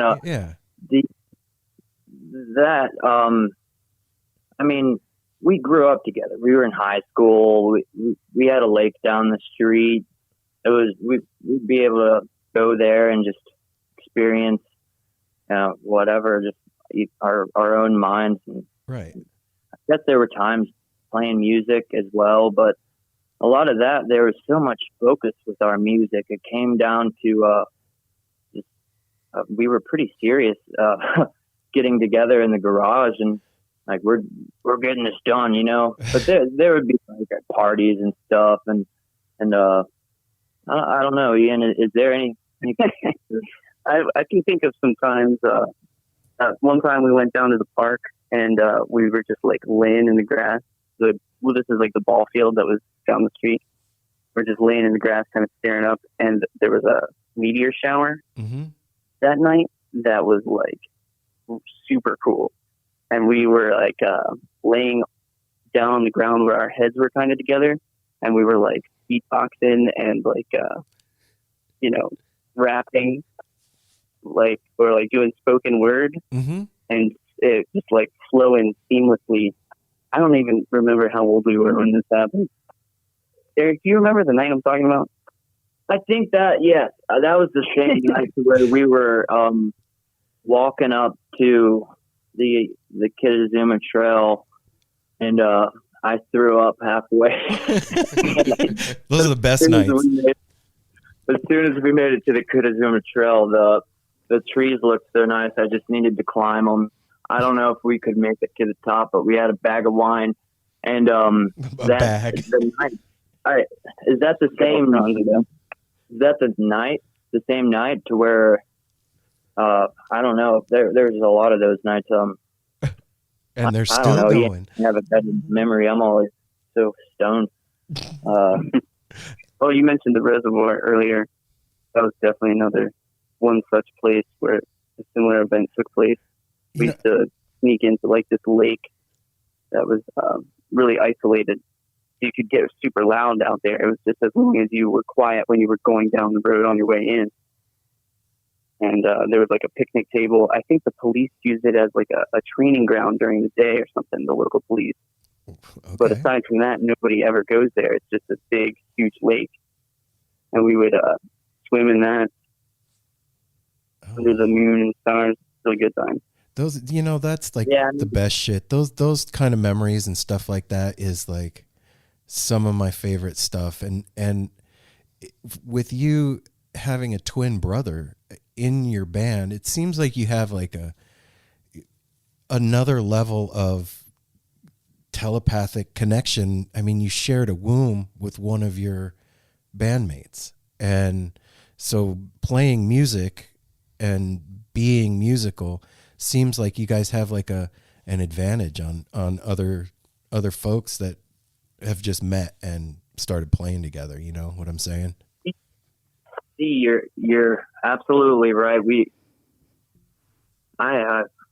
Someone's come up to me, called it not just a solo, not just a guitar solo.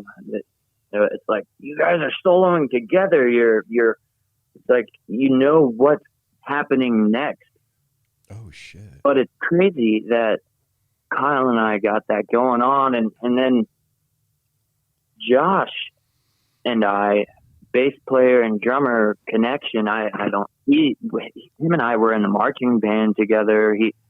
He got me involved with that my senior year. I played tenors with him, and we were, right next to each other doing the steps. We did the double drums together. Ian and Josh would swap off playing bass, and we'd get in the garage, and, the Allman Brothers logo, one of their logos is a mushroom. Mm-hmm. They all had mushrooms tattooed to their ankle.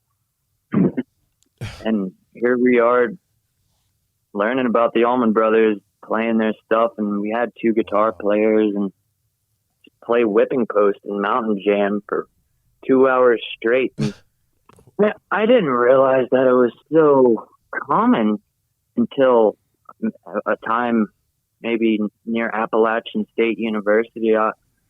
We were playing a private show, and we were out in the woods, and I was ready to play, and there were some big names there, and I was just completely sober, had my breath smelling good. And we go out there, and someone just goes to hand me some mushrooms, and I'm like, whoa, are you serious? And then I kind of like looked at the other people on stage, and I could tell that they were tripping, and I took the mushrooms, and then Josh took them, and sure enough, 2 seconds later, the drummer on stage pointed at me and said, "Hey, come here, play with my band." He wanted me to experience playing with his band because they were some type musicians, and he knew that I was, you know, a little younger, coming up on the scene, and I got up there and started raining. And the power went out, and they all pointed at me and told me to drum. And I just started doing it, the Santana kind of Michael Shreve drummer beat from Woodstock. He does the Soul Sacrifice, you know? Yeah, I know exactly what you're talking about. Just that solo, and I was trying to go into some, you know, Bonham-esque kind of just take it over. Yeah. It's pretty fun, and then the power would come back on, we'd play, and then the power would go back off, and then eventually I'm like, Josh, can you get up here with me and help? And we had a great time. I think that was maybe some of the most fun I've ever had playing music. Yeah, I mean, you guys have really come a long way in a short time, man. It's looking at the list of names, the people that you guys have played with, and the things that you have done. It's pretty fucking impressive, man. For a young band that's, you know, doing their thing, it's rad to see. It's easy. I mean, to anybody that's listening and feels like it's not possible, all you got to do is just reach out to somebody and be like, hey, man, I'm like you. What's up? And then they get back to you and you're like, cool. That's the thing. I think that's the thing that we forget, man. I mean, that's one of the lessons that I've learned through doing this podcast is that we're all just fucking human beings and that nobody is any different than anybody else. You guys just happen to be really good at playing instruments. And that's it. That's the difference between you and I. And I don't know if it's because of the time that I grew up in. Musicians were deified. Well, yeah, times were different. The celebrity was different. Now everybody can be a celebrity, where before you had to, you know, you work super hard and be discovered and all that. But now, like I said earlier, with the platform, like you can do whatever you want. I feel like technology, along with all of this other crazy shit, but it has leveled the playing field for everything. If you want to be an entrepreneur, there can be a 15-year-old entrepreneur and they can be amazing. If you want to start playing music when you're 70, there's a group for that. If you like, there's so many things that you can do. Like, it doesn't matter anymore. Those kinds of lines of like, oh, well, only, you know, the pretty girls can be models. No, not anymore. Everybody can be a model. Everybody can do whatever they want. Yeah. Yeah. And bringing... Hey, I can't draw anything. Yeah, you can draw a circle. Yeah, you can. Well, I can draw a circle. Well, or like kind of what you were saying. Hopefully, if everyone can be a celebrity, at the same time, nobody has been a celebrity. Mm-hmm. And Yeah. levels the playing field. That's exactly as you said. Dig that. Yeah. Well, it's amazing too, like you said about you, man. All you got to do is ask. What's the worst that's going to happen? No, we learned that early on when we started doing the podcast 3 years ago. We're all like we were interviewing friends and talking about ourselves, and then, well, who's going to want to be on our show? One of the first people Aaron reached out to was O'Teal. He like DM'd him, like, oh, what the fuck, dude? You know, he's probably not going to see this. And he got right back to him. Was like, sure, I'll be on the show. We're like, whoa, holy crap! Probably like riding in the van on the way to a show, or like sound checking or something. He checks his phone and sees your DM. Yeah. And like in our community too, like you guys and us, the jam band community is just so open and welcome. Like the improv thing and everybody being friends and everybody being equals and like get on stage. That's one of the best things is seeing people like you were talking about, like, hey dude, get up here and play drums with my band. That happens so much in the jam band scene. It's amazing. Everybody just wants to hang out, get better, learn from each other, play together, and share the music. Yeah, that's why we love it so much. It truly is one big family all over the world. Yeah, man. It's cool that you say O'Teal. And we were playing the Christmas Jam by Day here in Asheville, and Marcus King played it, and we went to the Christmas Jam and had backstage passes. You know, we go back there and we start hanging out with Kofi. Like, holy crap! Shit. We're kicking it with Kofi, and sure enough, you know, Kyle Kyle's just like, yeah, man, we're about to go to a funk jam down the street. Tuesday night funk jam here in Asheville at the music hall. You should come down. He's like, what? Hold on. Let me grab my flute. And just walks down the street from the Thomas Wolfe or the Harris Center Casino. They change the name every year. The Harris Center, you know, the casino, they bought the name for the old Civic Center in Asheville. Yeah, I think it's called the Harris Cherokee Event Center right now. Yeah, thanks, Ian. Yeah, and we just walk down the street and start jamming Kofi, and he knew a couple of the musicians that were already there. Your Mama's Big Fat Booty Band people. That's a great name. Yeah. Yeah, those guys are awesome. They kind of took us under their wing here in Asheville. That's exactly what Apple's talking about right there. That sense of community and family is really like. Yeah, I know for sure it wasn't Kofi's first time being there. Yeah, no, at the funk jam.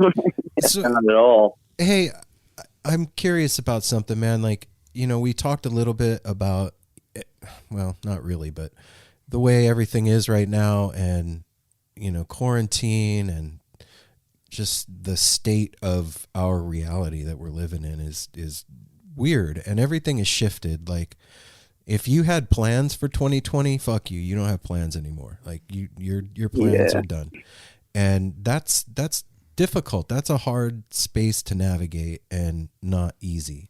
And not to mention your plans being canceled, but you're who you thought you were, and your everything is shifted. And I wonder if you guys think, like, in the climate that we're in, if the role of a musician has changed at all. Like, I think before, a lot of what music was celebration and, you know, bringing together community and speaking the voice and all of that. I wonder what you guys think. Do you think that that's been altered by everything that's going on, the role of a musician in our world? Hey, What's up, everybody. Apple? What's happening, man? Dude, how was that first set? That first set was amazing, I man. thought it was pretty tight. Those That opener. My legs are tired from dancing. I'm going to get some water here. Yeah, Apple, these guys tell these them guys about rock, Define, man. So, guess what? What? Chicken. You know, like this year, sometimes you might be feeling a little down. Not even necessarily this year, but this year especially.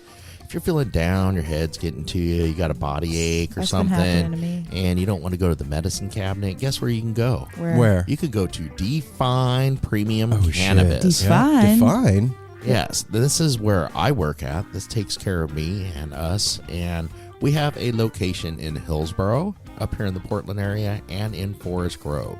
And if you want to come out and get educated, that is one of the things we love to do. Our goal is to get people off of their medications and on to better stuff. Onto Mother Nature. Yeah, to take care of yourself. And so if you come out to the Hillsboro store, If you I come am in- there if you- Monday through Friday. Yep, Monday through Friday. If What you am I ask, gonna do if this you ask week? for Apple, he will come out of the back room dressed in a chicken suit, and he will cluck and peck the cannabis product that is best fitted for your With health. his mask picking on. sports. With his mask on, Yeah. of course. With his mask on, don't. Oh, yeah, I'm a safe chicken. He is a safe chicken. So go check out Define Premium Cannabis, 2 locations in the Portland area to serve you, one in Hillsboro, one in Forest Grove. And when you come in, make sure to tell us that you are a listener, because when you do, you will get 10% off your purchase, and you will also get A free t-shirt. So come out, visit us. We will take care of you to take care of your body and your mind. And your head. And your head. And check this out. Have you ever listened to Leonard Skinner? Out of a eagle. That you got from Electric Fish Lights? Shit. Whoa, what happened with the... Whoa, set break. No, Yeah, I it get is, it. it is a little- You know what, you guys, check this out. One of our sponsors is Electric Fish Lights. If you don't know who they are, go to @Electric Fish Lights on Instagram, or go check out electricfishlights.com. These are wonderful and magical illumination devices for your home. They will take any idea that you have and try and bring it into reality for you. This is made with IQ technology, which stands for interlocking quadrilaterals. There's 15 different right, folks. shapes that can be put into 30 different shapes that can be put into 15 different combinations, and when you put those together, it's endless what they can make with it. I've seen a Grinch, I've seen A sloth. a wizard, a sloth. I have a minion. There's a fish. heart that's really beautiful. Yeah, man. And if you love sports teams, which a lot of people do, they got you covered with your sports teams ones. You got to go over and check them out to see all this cool stuff they do. It's pretty amazing what they do. And like I said, you can go to @electricfishlights on Instagram or electricfishlights.com online and see like the magic that these guys are hooking up out there. And they're hooking up the No Simple Road family with a promo, y'all. So when you're checking out, put in the promo code NSR at checkout and you're going to get 10% off your purchase. And any NSR family member that orders a light with the color changing upgrade will receive a limited edition special promotional No Simple Road poster. And let me tell you something. That poster is badass. They're amazing. When you set that thing next to the color changing light bulb, your mind is going to explode out your nose holes. So go to @electricfishlights on Instagram or electricfishlights.com and get enlightened, y'all.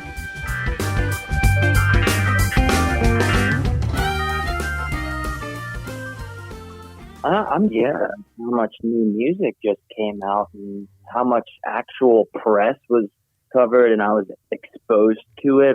I didn't think that was going to happen. It's clear that people are, they're looking for something. They need something, and music has always been that. It's always it still exists. The platform is just different now. Instead of somebody standing in front of a giant speaker in a field listening to you, they're at home listening to you through hopefully headphones or like their little tiny computer speakers or their phone speakers. Wow. But it's become a lot more personal than I think. Well, in a weird kind of a way, because if you think about the experience of a live music event, we're going on a roller coaster ride together. The band and the fans sign up for this ride, and we all take it and have an experience. But now, the way things are right now, that experience is being mediated through a screen. And that, what you just said about hopefully listening to it on headphones, I never thought about it like that, man, because if you think about what music is as far as like vibration and frequency, that is going directly into your gray matter, right into your brain. And there's nothing that can get in the way and interfere with that. There's no filter to it. So in that way, it does become more personal. I think some people have argued that like the whole like live stream thing has depersonalized music, but from what you just said, I guess you could see it the other way too. Yeah. Yeah, totally. It's a double-edged sword. It has simultaneously depersonalized it and made it more personal. Because, instead of like looking, you can no longer as a performer see that person's face while you're playing to them either. Mm-hmm. It doesn't, the energy doesn't flow in the opposite direction anymore. The feedback isn't there. I've been talking to strangers, man. Just like she just sees me at talking to the neighbors sometimes or anything, sparking up conversation like, yeah, how you doing? Anything. First time I went out and played, my dad got me out in Hickory to do a benefit show for, of course, somebody got an awesome SBA grant and they're getting their business going and someone just sells it from underneath them. And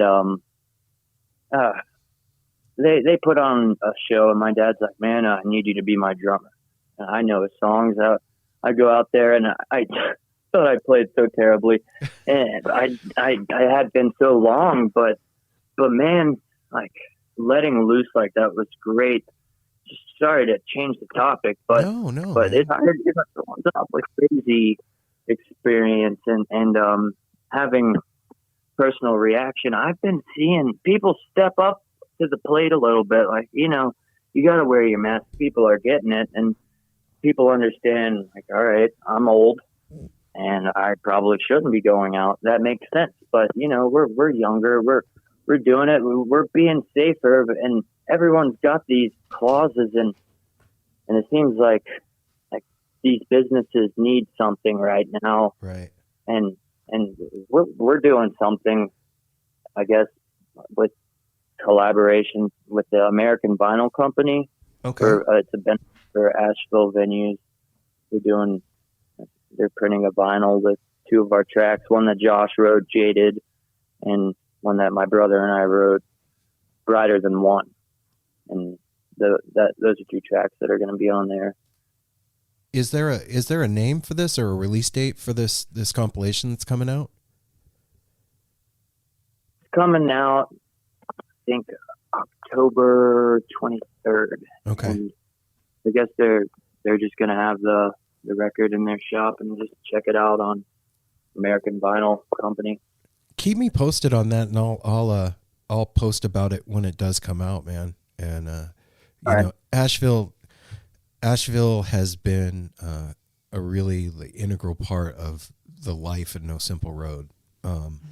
You guys that city is very important to us, and so anything that we can do to help venues there in that city, man, it just please let us know if we can help in any way. That's really important. Asheville, when we were very first starting out, I got a direct message from a dude that lives in Asheville, and it turned into a brotherhood between him and I. Like that guy and I it was one of those meetings that I was telling you guys about at the beginning of the conversation. Like I've known, like you've known the guy forever. Yeah, for sure.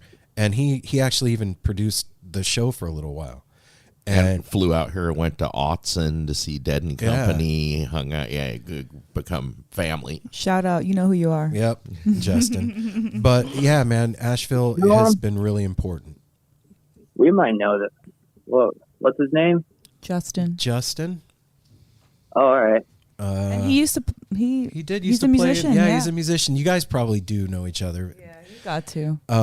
But yeah, that part of the country is super special to us. And you know, man, the whole thing with live music venues all over the country hurting is scary, dude. Like I was just telling Mel the other night. Yeah, I don't want it to be all just live streams forever. No, man. I can't. I just fucking can't deal with that. I can't do it either. It's personal for me. Like sometimes like Apple, he'll be out like Friday night, Saturday night or something, and he'll have like a live stream on, and then it's fun, it's cool. But like to sit back and be able to just listen it in my headphones, most of the reason I go to concerts is for the company, for the camaraderie, for the people, and I'm listening to some really kick-ass music. That's why I can go to any concert and just be like, okay, who's playing? But it's really changed the live stream aspect of it, because you know, no one's around but yourself, you know? And so I feel like I'm missing out on a lot of really potential good music because I am averse to this live stream business. There's no, like, you know. Mel's anti-stream. It's just, no, I'm not anti-stream. I think everybody should do it. It's frustrating for sure, though. I feel you. Yeah, I want everybody to continue to do it because that's some people's, like, saving grace right now. But for me, like, I just feel like it's not even either or. It's just not enough for me. I want the rest of it. I want the rest of the meal. Yeah. I can see the passion there. Yeah. I don't know, man. I mean, I knew that I loved it. I knew that I needed it and that it was a really important part of my life, but I don't think I understood the depth that it went inside of me needing that experience in my life. And like nourishment. Yeah, man. It's been really, it's performing arts. It goes back to Shakespeare. It's meditation. Yes. It's for everyone involved. And it's just such a beautiful thing. But you talk about silver lining, and it's there. You know, people are here. They're staring at their screen. I just got these blue light glasses because I'm epileptic, and they're helping me just with my brain. Yada yada. I got them too. You know what I'm talking about? Yep. Yeah. All right. So everyone's staring at their screens, right? I put it in a song, something about a screen. I turned off the news or something. But so we're able to be artists. Everyone's able to do their platform and speak out at a time like this. Mm-hmm. And people are getting through to like younger audiences that don't understand like why things are what they are. You know, nobody does. Mm-mm. And people are able to help people that are listening just understand.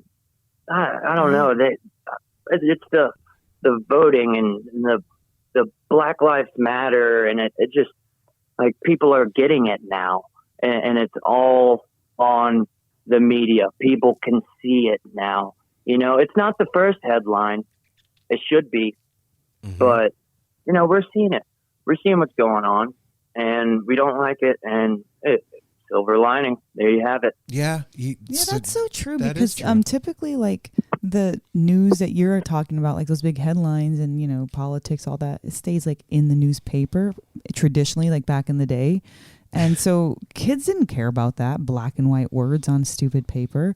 They weren't reading it for leisure and pleasure. Like you tore the Wake up comics in the out. morning. Yeah, That so was they it. weren't fully understanding what's going on. But like you just said, with the media out there and on everybody's screen to be seen, it does make younger people more aware of adult topics that are going Or to just end important topics. adult and important topics that might not affect them right this second, but will affect them in their older. When you get older. Yeah, when you get older.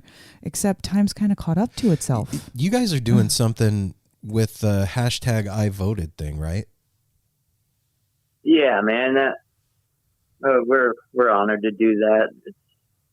It's just a big digital paradigm with just a massive election night webcast that's going on with a lot of other artists that we look up to and play with whenever we can. Like last year, we had a couple dates with these guys at like Almond Betts Band's doing it, and Citizen Cope and Yonder Mountain Drive By Truckers, and Ian turned me on to this band, Living Color. Yeah, I know them. So on election night, there's going to be a webcast for this? Yeah. Yeah, there's going to be a lot of big artists, and they're live streaming. We're going to do our... Explain it, Eric. I think, how does it work? Yeah. Yeah, How do you view the webcast?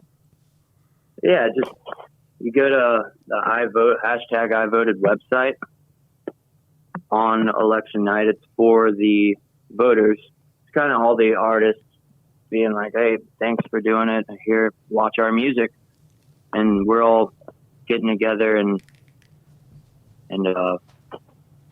just performing, doing our sets, awesome. having listeners can go from each channel to each channel. You just go to their website or go to our Facebook, go to our website, however it works. We're just November 3rd. Check it out after you vote or whatever. If you're feeling like you're just at home and want to tune into another live stream. You know what, man? I think that's super important to have on a night like that. That there already is a lot of anxiety in the air, and to have bring some good energy, the love pouring out through your instruments out digitally into the world and physically out into the world on that night is really important. Like it's like support. Yeah, the picture that I have in my head of that is like, you know, when the sun is going down and like the shadows are moving in and they're kind of taking over the light. I see somebody like flipping on a light on the porch and pushing the shadows back a little bit. That's what that kind of looks like to me in my head. That's cool. Yeah, I'm anxious talking about it, you know. Yeah, I think my election night tradition is always to turn on a popular news channel and like kind of nail bite and pace back and forth and watch the numbers start to come in and either one. So hopefully we can distract everyone from that. Yeah, man. Yeah. We're leaving town. We're in Portland, man. Anything could happen here, so I think we're gonna go somewhere and rent a house. stay in the woods for a little while. I don't know. It's gnarly, man. Like, I just feel like this whole thing has been a weird analogy of a psychedelic trip, like a bad trip. You're stuck in a bad trip. Yeah, like when am I gonna fucking come down? I've been high for like 6 days now, and I need to come down.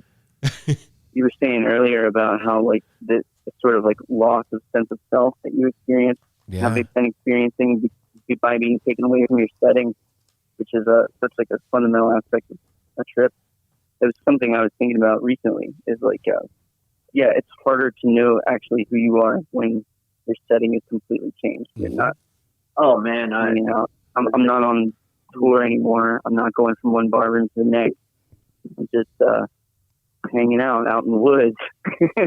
And you and Kyle built an awesome cabin, though. You and I got the floor plan going, and you finished it up. Didn't you just get the roof going on? Oh yeah, it's all dried in now. It's got all the doors, windows. Yeah, there's definitely cool aspects of it. I would not have been able to build a cabin otherwise. I woke up maybe 4 days in a row at just 8 a.m. That's my new schedule. I wake up at 8 a.m. for some reason. I go to bed at maybe 11 o'clock. I normally start playing a gig at 11 o'clock. Right. Life is different. But here I am, just the fourth day, I kind of had a meltdown, man, just after finding this new schedule. And it goes back. I write songs about this, man. I don't want to have this routine. Kyle wrote a song about it. He doesn't want to work in a factory. I'm writing songs now. That's the best part about it. Yeah. Josh is writing great songs. He's listening to Little Feat, and he's getting into their side B cuts, their fusion stuff, man. And it's great. I'm so excited to be working with some of Josh's new material. So you guys are all in the same place. You're able to play together still, like through all of this? That's what I was going to ask. You've been able to hang out and do stuff? Well, currently we're not, like, as we speak right now, we're not all in the same place. Oh. I'm in Florida. My wife's grandfather is having some health issues. He's 96, so I'm staying down here with him, kind of helping out. But we have been able to commute to each other and still get together. Wow, man. Going back to what I was saying about the psychedelic trip, like, I feel like we're in that part of the trip when you've been high way too long and you really, really want to come down, and the sun is starting to come up on like day 3. And you're over wondering if you're ever going to come down, and you've kind of accepted your fate at this point. But in the back of your mind that there is going to be an end to this thing. And I kind of feel like that. You can't see it yet. Yeah, I heard somebody say, this is a 3-act play and we just started act 3. And I hope that's true, man. I really fucking hope that's true, because... Oh, I love that. That's so great. That it's climactic and it has that resolution, and it's now having the final battle between the antagonist and the protagonist. Yep. And that's it. You're right. And things are going to clear up. Oh, keep clouds saying that. The clouds are going to part. The sunshine. And Act 3 has all the holidays in it and everything, and it is going to be quite climactic here coming up. Yeah. Yeah, so No Simple Road, man. It's you guys are awesome. This live album is called Road Worn Shoes. I love on that No Simple Road. On that No Simple Road, you wore them shoes down. Yeah, there's I'm always something curious going on there, and with live. I feel hearing you. Sorry, go ahead. I'm interviewing you, man. You go ahead. I don't know. Hearing you guys and going through the podcast and the timing with our album and talking to this, hearing your voices almost sounds so familiar. You know? Yeah, it's fucking. It never ceases to amaze me, dude. It never ceases. Like this, we love talking to musicians. People like we already listen to you guys, know your music and stuff. But now, like when we go listen to you guys this evening, it's now. It was already personal, but now it's like, oh, I talked to my long lost brother. Like now, listening to your music is it's more personal. Now that we've talked as like family. Community and stuff. We love that with music. It's like, oh my gosh, it sounds, and sometimes you get little tidbits. You get to hear your guys' not singing voices, just your normal ones, and it gives more personal touch to it to us. We love that about doing the podcast. Ian and I really. What was that? I was just scrolling through, right before we got on this call, I was scrolling through your Spotify playlist. You guys have, or not your Spotify playlist, rather, like all the different episodes you have. This is a huge deal. You've been going on for a long time and interviewed tons and tons of amazing people. I was kind of like, oh, this big shit right here. Oh, man. Bro. We treat everybody like you guys, man. We don't know you guys, and we don't know a lot of the people that we interview, but we know the music. We're feeling what you guys are putting down. We love the musician's heart. So that mutual admiration is what's awesome. Because I'm looking at you guys like last night. I do this a lot Friday nights when I get off work. I sit out and have some beers, listen to who we're going to be interviewing and stuff. And I'm looking last night like. Man, these guys have played with fucking Marcus King, and you guys shared the stage with Billy Strings. It's like, why would they want to talk to us? Yeah, totally. So like the mutual admiration and the humble, the no ego that we don't have kind of in this community. Like everybody's on the same boat. Like, man, they really like me, man. This is cool. We're all human. It's so warming to hear just your opening statement and you telling us just what we mean to you, and that just reminds me of the fans and all the people that love our music and how we're able to put a smile on someone's face. I was talking to somebody and he's like, dude, I'm jamming out to A Way to Survive, like 2016. All right, we did put that out for people to listen to. And the other day, I get these monthly emails for our Spotify listeners and followers, and our followers have doubled, man. It's ridiculous, though. There's some silver lining, and I love everybody. Oh, dude, I think it really speaks to who you all are. That Mel, make a note about, write down silver lining. Mm-hmm. Because trying to keep it positive and find that silver lining in this thing has not been an easy task, and you're doing it, man. And more people finding out about you is just a good thing, because the music is healing for us, and it does something for our souls that nothing else can do. That music has a very peculiar, special thing that it does for human beings. And when you find your groove and you share it with other people, that's magic. And you guys are doing it, and it's really awesome. And I saw something on Instagram the other day, and I'm going to read it to you. And it was like, I had a rough day yesterday, man. I had a really shitty day, really bummed out, really missing music, just frustrated with everything that's going on. I was scrolling through and I saw this. It says, live music will return. Venues will reopen. Bands will tour again. The sun will come out and we'll stand in fields with our friends, beer in hand, arms around each other, watching the best bands play our favorite songs. Keep safe, keep the faith, and defend live music with everything you've got. And I was like, holy shit, I really fucking needed to see that today. And I feel like that's how you guys are doing that for all of us, like keeping that alive. Yeah. I love that. it's important to have affirmation right now. It really is. It's super Yeah, important. maybe saying it or reading it make it true.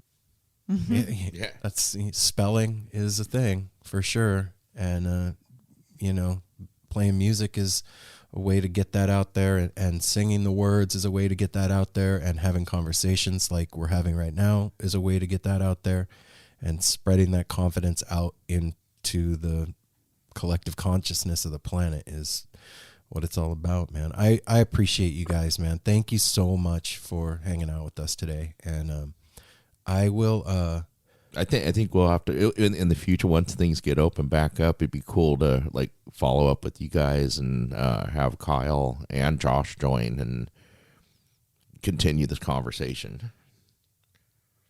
Yeah, and I'll be in the same room and stuff. Yeah. Maybe we could do it somewhere at a venue and we'll come see you guys. In person. That would be cool. Yeah.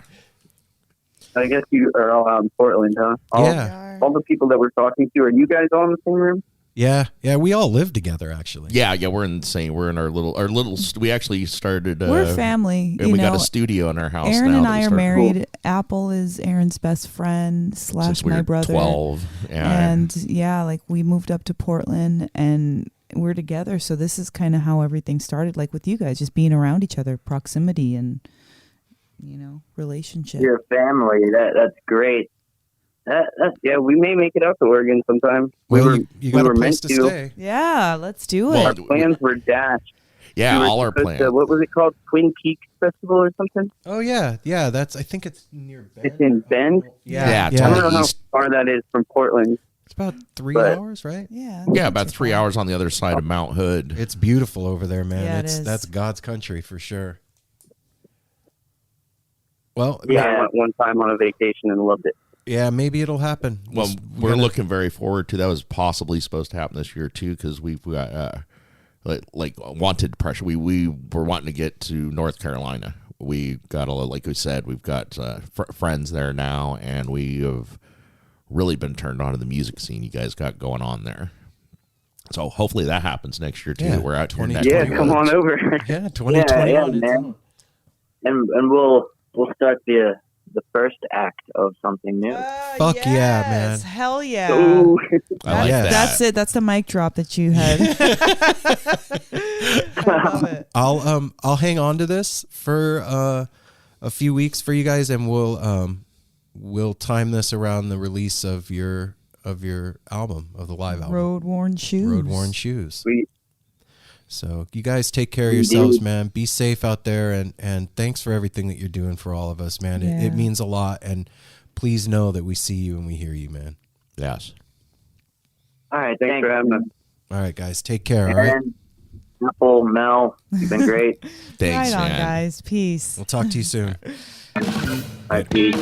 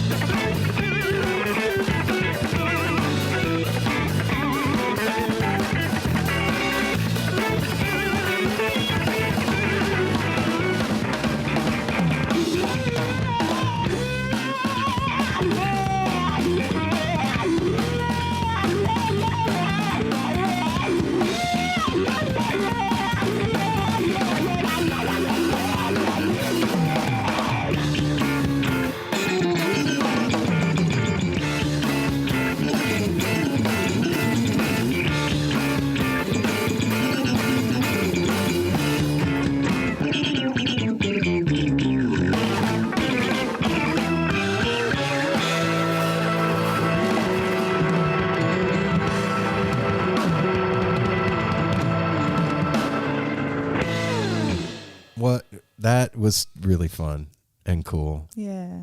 That was sweet. That was nice. I was I don't know, by listening to the music, I expected something other than that, and I'm really like pleased. What did you expect? I just expected them to be different, and they're super chill, heady dudes. I thought they would be maybe more I don't know what the word is, analytical, based on their music.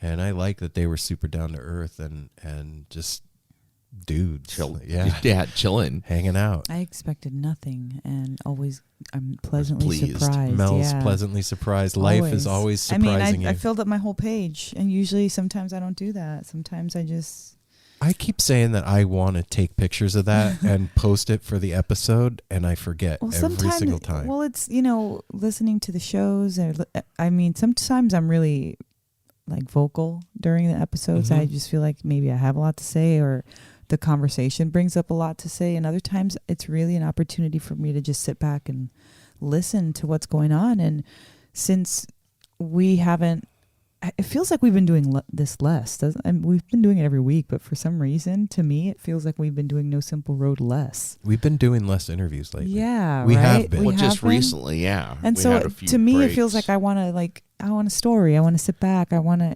enjoy what this person is doing right now, because everything is so unique. I mean, not like we're starved for content. Well, no, okay, before, they're coming off of a tour or going on to a tour. They, just, release an album, blah, blah, blah.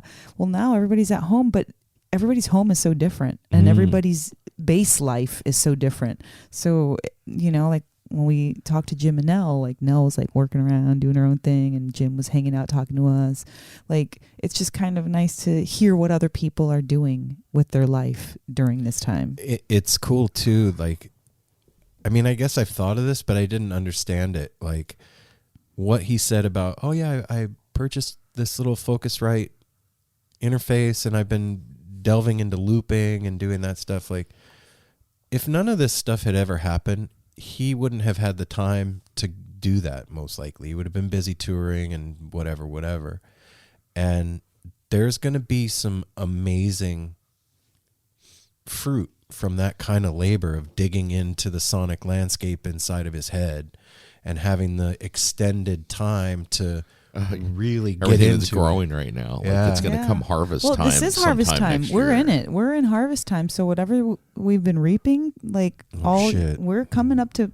You feel like it's harvest time? Well, this October. This October.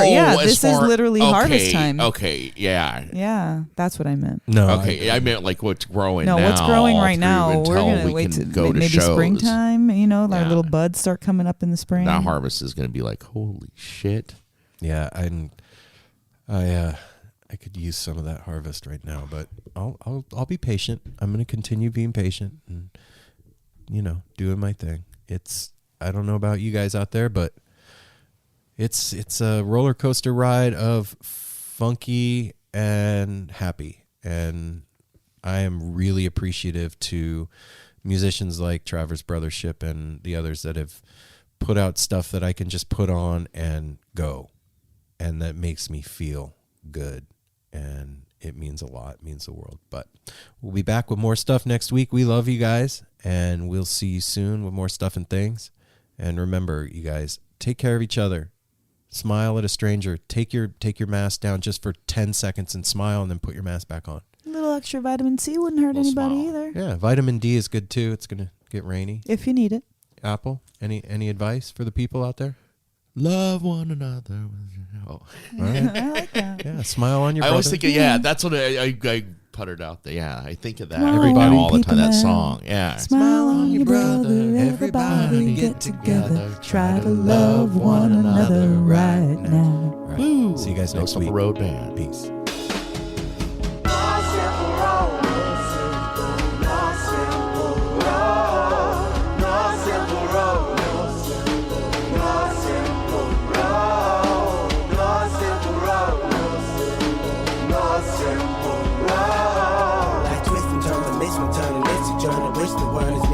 But it's a burden. Felonies has been deferred, and hell means been the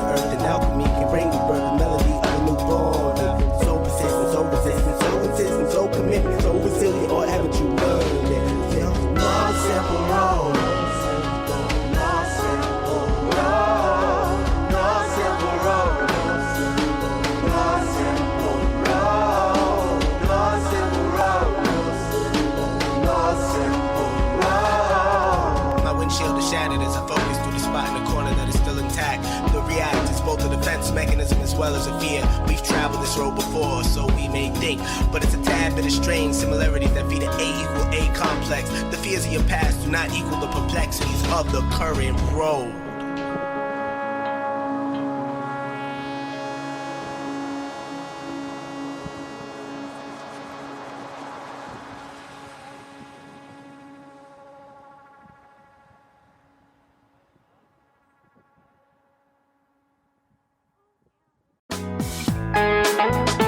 Hey listeners, I want to tell you about the April-May 2023 issue of Redux magazine. Features a Dave Matthews Band cover story with additional articles and interviews with The National, Graham Nash, Wayne Shorter, ALO, Ivan Neville, our friend Eric Krasno and Stanton Moore, Marty Stewart, and much more. Check out the latest version of Redux and subscribe now at relix.com/DMB. Thanks, Redux. Well, hey friends, my name is Zach Lupetin. You may know me from the band Dust Bowl Revival, but I also host a music discovery podcast called The Show on the Road. For the last 5 seasons, I've been able to dive deep and have intimate chats with folks like the Lumineers, Ani DeFranco, Wolfpack, Keb Mo, Lake Street Dive, Bela Fleck, and more. So guess what? After 150 conversations with some of my favorite songwriters from around the world, we are bringing brand new episodes to the Osiris Network. New interviews and intimate acoustic performances will be coming at you this summer. And which episodes are coming next, you ask? I am Zach Goody, the lead singer for the band Smash Mouth. Our band is called Milky Chance. We are based in Berlin. My name is David Shaw. I sing and write songs with my band, The Revivalists. Trust me, these conversations go some wild places. So subscribe to The Show on the Road on Osiris, and we'll see you soon.